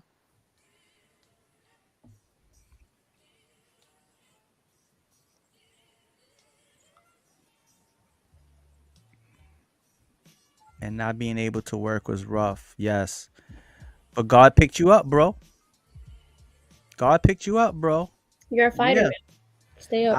I appreciate you got to come on the show, knowledge, for real, bro. You got to come in and share that knowledge and share that story. That story needs to be told beyond just that story needs to be a conversation. That Facts. story needs to be a conversation. So, A-Baddie, what I was referencing to Badgurl about, Talk to me. what I was referencing, we were talking about, she asked me during the show last week, what do men think women are doing when they're at home watching the kids? And I said, women have a very important job when it comes to taking care of the children, taking care of the home, making a house into a home, cooking or cleaning or caring for the children. Those are very important jobs, and I was trying to I told her that I wasn't taking anything away from those responsibilities. But the difference between being at home and taking care of the house and going out into the workforce and being able to maintain a job, a career that's able to pay for the house, I was telling her the difference is being a parent is temporary, but caring for your family and taking care of your wife is forever. Because a parent taking care of a child, once that child is 18, you're still a parent, but you're not taking care of a child anymore. They're a grown ass person. Yeah. Yeah, I get that. But taking care of your wife is forever. Mm. That's what I was explaining to her last week. That taking care of your wife and your family, well, basically your wife, once your children get older and they move out, now your Right. responsibility is your wife. Yeah. But that's Sometimes I don't that's agree though, because sometimes even when your kids are adults, you still have to help take care of them. no, that's a choice. That's not your responsibility no more. Yes, it is. No, it's not. Not as an adult. You're not responsible to take care of your adult children unless you're talking about us if they have some kind of mental or physical illness, then that's different. Okay, But it's that's what not I'm your referring, like a disability, no. because like my Yeah, mom that's takes care of me when I have seizures. right, but that's a very unique situation. That's a very unique situation. But that's also still not taking care of a child. You're an adult. Right. You are her child, but you are not a child. Right. No, yeah. You'll always be her child, but you're not And a well, and I child. still contribute too. Like I, you know, And to be equal. completely honest, is after a certain age, it's really not her responsibility. It's not. Because if you look at it as her responsibility as she gets older and she's no longer able to do it, what if she's not able to do it? Would you still say it's her responsibility if she can't do it? I mean, I don't know what to say to that. It's a decision that it's a choice. Your responsibility to a child is the fact that they can't do for themselves. A responsible for your child is to do for them when they can't do for themselves. Right. So in that moment, if you're having an illness or you're going through a moment where she needs your help, it's her responsibility to take care of you in that moment. But it's not her responsibility to take care of you as an adult eternally. No, only when I'm having Right, in that moment. medical issues. Yeah. Right, in that moment. On the daily, I take care of myself. It's just when I've Exactly. had a seizure, I'm not able to take care of myself. Right, that's the point I'm making, Badgurl. In that Right. moment, Yeah. No, I totally agree with that. right, in that moment, she is responsible for taking care of you because she's your mother. Right. But there I is, also see Toke's point as well. There's but gonna be a point where it's not hers, but it's right, but there isn't a point. Going back to what I was explaining, there isn't a point when there isn't a point where you can tell, like Knowledge said he had a $3,500 house mortgage. There isn't a point where you can tell those collectors, yeah, this month I don't feel like taking care of the bill. Yeah. That's the difference. That's the only thing I'm saying. I agree with you. When you're ill and you're going through something, yes, it is your mother's responsibility to take care of you in that moment. But once you're able to take care of yourself, it's no longer her responsibility. Oh yeah, That's not 100%. fair to put that on her because she's Oh older yeah, than for you. sure. Oh, At some point, 100%. you're gonna have to take care of her. Which I do when she's sick. I totally take over Exactly. and do what I need to do to help her and relieve some of the pressure off of her. Exactly. We're And like a that's team, you know? right. And that's what I'm saying. And I agree with that 100%. But your situation is a unique situation. But in Right. general, once your kids get older, now you don't have to take care of them no more. Like my mother don't have to take care of me. I'm her child. I'm always gonna be her child, but I'm not a child. I'm a grown ass man. I can't say, "Hey, mom, send me $1,000 every week" because I don't want to get up and go to work. I I see want to. what you're saying now. I Okay, want to stay. that I want to makes stay more at home sense. and do my WCIS show all day long. I don't want to go to work, so just take care of me. Nah, Yeah. it don't work like that. Wait, Knowledge said no, sir. They're not trying to hear any of that. Who? Us? Who? Who? No, I completely understand what Badgurl is saying. In her situation, her mother taking care of her at certain times is essential, and vice versa. Well, But the mortgage collector. right, but that's not, that's a unique circumstance. Yeah, I feel like that's just like my whole family is that way. Like anytime one of us is down or sick, we're Oh, always there he to was talking pick about up the the mortgage slack. collectors. Oh, yeah, Yeah, mortgage collectors. right. Yeah, exactly. There is no choosing to or choosing not to. You can't say I don't feel like paying, you know. Well, unless you're Amber Heard, then you can just pledge to pay your mortgage. Because that's the same thing. And then eventually get to it when you can. knowledge. But yeah, thank you for sharing. Thank you for sharing that story, and that is a great comeback story, bro. To And I masculine. and I hope that Yeah, you that's can. awesome. Yeah, I hope that you continue to.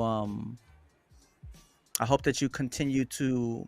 I hope God continues to bless you. Number one, and I hope you continue to prosper, and and I hope your family appreciates and respects you for what the sacrifice that you did. You did not allow your ego to get the best of you. You did what you had to do to take care of your family.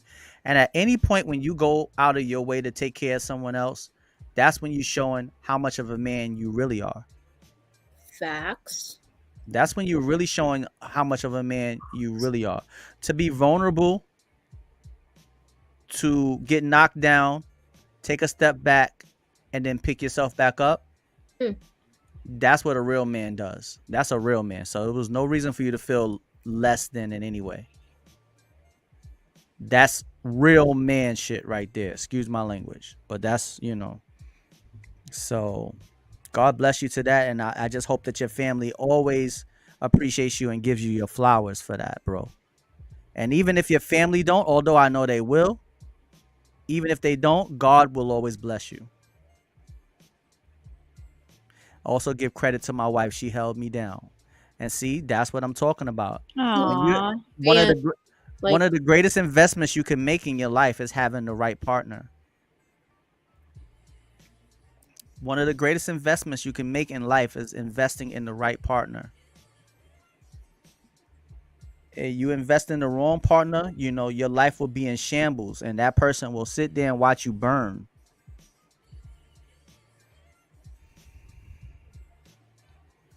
What up? Taz is in the building. What's going on, my brother? Welcome to the stream, yo. How you doing tonight? How you doing tonight? Welcome to the WCIS. Everybody that's watching right now, make sure to hit that thumbs up, aka the Alta Fonzarelli. Hey, Monday, Tuesday. Y'all know what it is. Hit the notification bell and make sure that you subscribe to the channel. All right. Taz, what's going on, bro? I got a question for you, my brother. You ready? All right, here you go. What's your greatest personal comeback story so far in your life, bro? All right. I shared mine's, Badgurl shared hers, A-Baddie shared hers, and Knowledge broke it down in the comment section. It should have been a mini series. not gonna lie, knowledge. Yeah, Knowledge just broke it down he broke it down. All right. And also, if any of y'all are interested on Sundays, that's gonna be next time I'm gonna be streaming is on Sunday. I gotta find out what day the 49ers play. I think they play on Saturday. So and then I know Tampa Bay plays on Monday. I know the playoffs are this Sunday. So I don't know how my audience gonna look. I mean, I don't watch all the playoff games. I only like to watch the games that my teams are playing. And so far I'm just watching the 49ers and Tampa Bay Buccaneers. Everybody else I'm not really concerned about. My Patriots didn't make it. My Raiders didn't make it. Ugh, So Patriots. I can't I even talk about it. yeah, so I'm not, I'm putting all my money on the 49ers. And I always shout out to the GOAT, Tom Brady. Always shout out to the GOAT, Tom Brady. Yeah, the All right. goat for sure. No matter what. But yeah, next time I'll be streaming is on Sunday at 7 o'clock. Sunday at 7. We stream. I might start a little bit earlier because right after we're gonna be playing Uno T. Snap! I can't wait for that. We're gonna be playing some Uno T. We gotta redeem our win, Toby. Oh my goodness, y'all should have seen That it. comeback was Hold brutal. on, I gotta give BX the Great One said he wasn't feeling too good earlier in the stream, but I'm gonna give him a shout out right now because let me tell y'all Wasn't a it him and story. A-Baddie that did it together? A-Baddie Yeah. besmirched this man. let me tell you, A-Baddie besmirched this man. And he said, you know what? Let me tell you, I gotta tell this story. He said, you know what? After A-Baddie besmirched him, put his name down in the doit. He said, you know what, A-Baddie? I'm gonna pick you as my partner because I want us to still be able to get along and get together and we can still work together. And first of all, I give mad respect for that. That's number one. That showed what type of character he really had because he picked her And he was like, you know what? I still think we could win together, and I think we should build, and this will be a good opportunity for us to win and get better, right? We did. So it was A-Baddie and BX the Great One versus me and Badgurl Sniper. Me and Badgurl Sniper, we are stomping a mud hole. When I say we stomping a mud hole in they ass, we was stomping a mud hole. Let me tell y'all what the score was. Cause I gotta tell y'all how bad we was whooping their ass so y'all can understand what. Now, this is the greatest comeback. We gonna talk about the greatest comeback. Yo, we had them. The game was to 500. Me and Badgurl Sniper had them beat. It was in my mind, it was over. Or we had 458 points, and they had 0. Let me say that again. The game was to 500. Oh man. Yes, it was 0. The game was to 500. Me and Badgurl Sniper had 458 points. A-Baddie and BX the Great One had 0. And they came all the way back and whooped me and Badgurl Sniper's ass. I'm not gonna Within just 2 rounds. All it took was 2 rounds and we were done. They came back with a vengeance. When I say vengeance, I mean vengeance. All laughing with each other. They knew stuff was going down. Yo, they believed it and they achieved it. I couldn't believe. I said, nah, ain't no way they gonna come back. Ain't no fucking way they gonna. I'm not gonna lie. We had a moment where we just knew what to play. We just, yeah. And he Nala said me and BX also ran that table. Yes. You guys got us off. They got us off. But now hold up. Let's give props where props is due. Me and Badgurl Sniper held down the table about 4 games in a row. They could not get us off that table. I can tell you that much too. All right, hold up. I hope I didn't miss. Let me see if Taz answered the question. Yeah, he did. Okay, hold on. Yeah. All right, my comeback story is I play sports. I work, love my family. Even when we fight, we still love one another. All right. My comeback story is I play sports. So you came back. You used to play sports and you came back to playing sports. Or is that what you're saying? Or you played sports. The fact that you back playing sports and you love your family and your family love you. Like I'm trying to understand what's the fall and what's the comeback. Is the sports the comeback and the family? Is the sports the fail and the family to come back? Yo, knowledge is talking. Hey guys, I gotta go. I have to be up in the morning, so I. All right, I don't want to leave. I'm about to get up out of here too. I didn't realize we've been on here for almost 3.5 hours, but I'm gonna cut it off at the 3.5 hour mark. But Badgurl, thank you so much. Yeah. Listen, you're a queen, you're a goddess, you are everything, all right? Oh, you too, girl, you too. Go get some I rest. appreciate that. Go get some rest and I will. I love you guys. I'll talk to you Sunday, right? All right. Sunday. Yes, Sunday will be on Uno. So and movie reviews, right? Oh yeah, next Tuesday we'll do the movie review. Tuesday. Okay, Tuesday. We gonna always give each other a week. Okay. All right. I'll talk to you guys later. All right.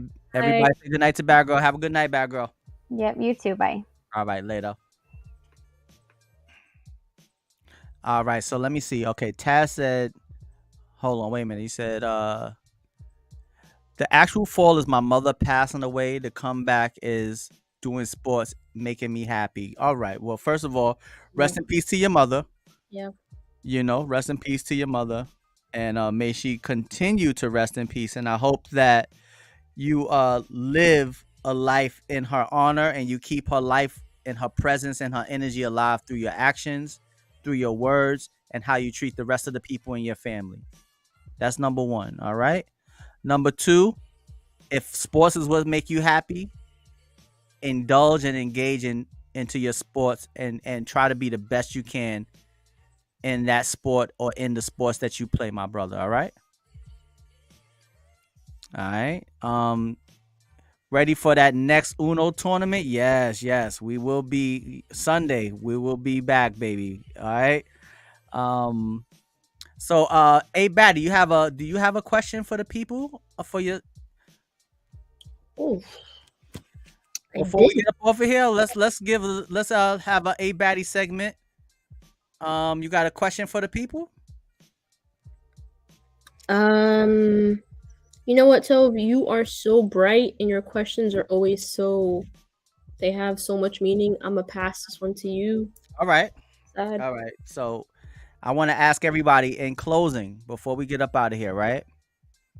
I want to ask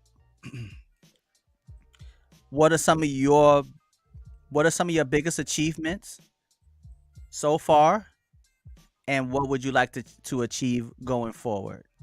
That's the last question for tonight, and then we can get up out of here. All right. All right. So what are some of yours? My biggest achievement so far, for me, Mhm. um, I mean, my life could have been a lot more difficult than what it is if I would have made some decisions when I was younger, as in following in my father's footsteps and making a whole bunch of children that he ain't take care of none of us, really, to be honest. And at a young age, I could have followed in those footsteps, but I chose not to. I could have followed in the footsteps of other people in my family pertaining to drugs and alcohol and stuff like that. So I think the biggest achievement that I've made in my life so far is being able to set such a lofty goal at such a very young age, and I've stuck to it my whole entire life, which was I will never I will never go around and make no babies out of wedlock. That's number 1. Number 2, I don't drink, I don't smoke, and I don't do any drugs, and I never have, not one day in my life.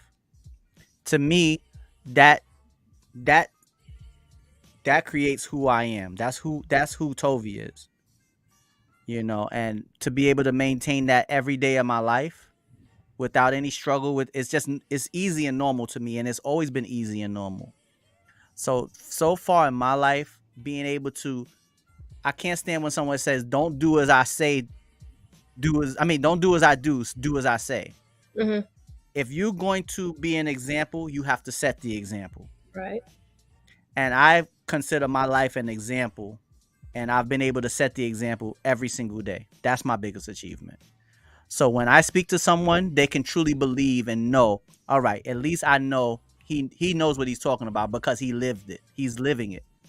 You don't have to follow behind other people to be considered cool or cute or get girls or whatever it is that you want in your life to be successful, whatever. You don't have to follow the crowd. You don't have to be influenced by people to do things that you don't want to do.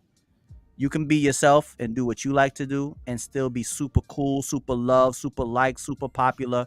It doesn't make a difference. You just got to make sure you surround yourself with the right people. If you try to force yourself into the wrong circle, you're never going to be popular. And if you are popular, you'll be popular for the wrong reason. Surround yourself with the right people, and you'll be popular for the right reasons, and they'll love you and treat you with respect for the decisions that you've made instead of trying to influence you to do the things that they know are not best for you, even though it may be best for them. A true friend and a person who really loves you wants what's best for you, even if it's not best for them. Damn. So I think for me, that's the biggest achievement that I've been able to maintain throughout my whole life. It's not just an achievement, and I will continue to maintain it to my dying day. That's why it's my biggest achievement, because it's going to be a lifelong achievement. That will never change about me. What I would like to achieve in the future, honestly, what I want to achieve in the future is eventually I want to understand and master something that has plagued me and haunted me my whole life, which is love. I want to be able to get married, settle down, and love wholeheartedly, completely, without any conditions. Just be loved and love that person unconditionally. And that will be the greatest achievement, because me and love have had a love hate relationship. I've tried to figure it out. I failed. I thought I figured it out. I failed. But I will not ever quit trying until I master it. I gotta master it. And it don't have to be perfect, but I gotta master it to be able to say, aha, I got you. I Yeah. finally won. Yeah, I'm yeah. going to win. I'm going to win the game. It's a game that me and Love like to play, and I have to win it. I have to win because I put so much effort into it. I'm such a loving and relationship type person that I gotta achieve. That's like the highest achievement. It's like winning the Super Bowl of relationships is getting married. You know what it's about, A-Baddie. Show the Yeah. ring again.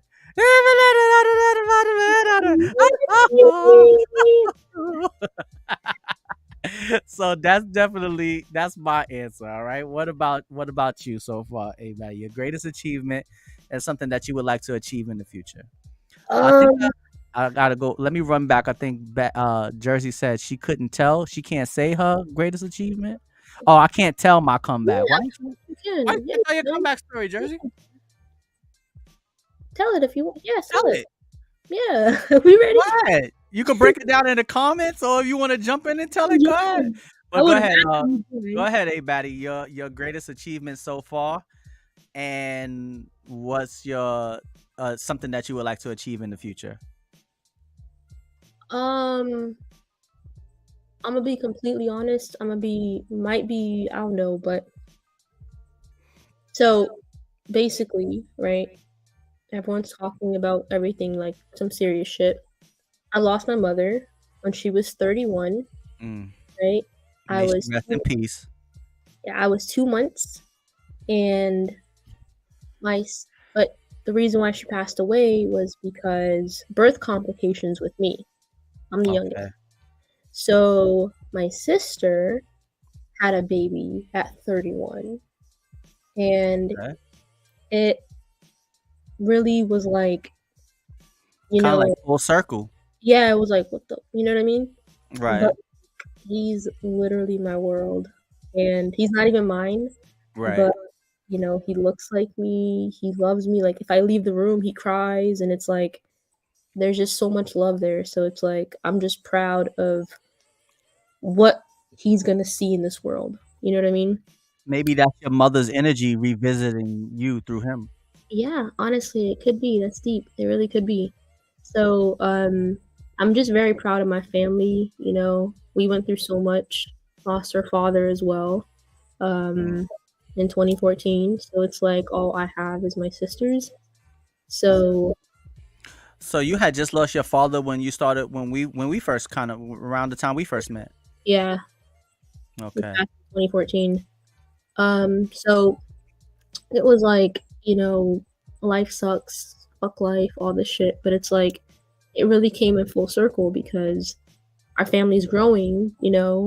My fiance Mhm. is a part of it now, and it's like all these different things are going on in life, and I'm just very proud of how we've held it down together, and we love each other, and we're there for each other. And you know, I am a very kind person. I'm a very sweet person, and the fact that it's finally being reciprocated, because as a child I didn't get that, is Right. it's very it's very rewarding, and it makes me appreciate life that much more. So that's probably my biggest accomplishment. That's probably gonna be my biggest accomplishment for Right. real. So what about going forward though? You still got a whole lot of life ahead of you. Going forward, I'm definitely gonna. Well, I'm getting out of the military, so I'm very grateful for that. Okay. But, starting a family, um, getting married, um, just finally being my own person where I can finally grow, and because I'm very motherly as well, Mhm.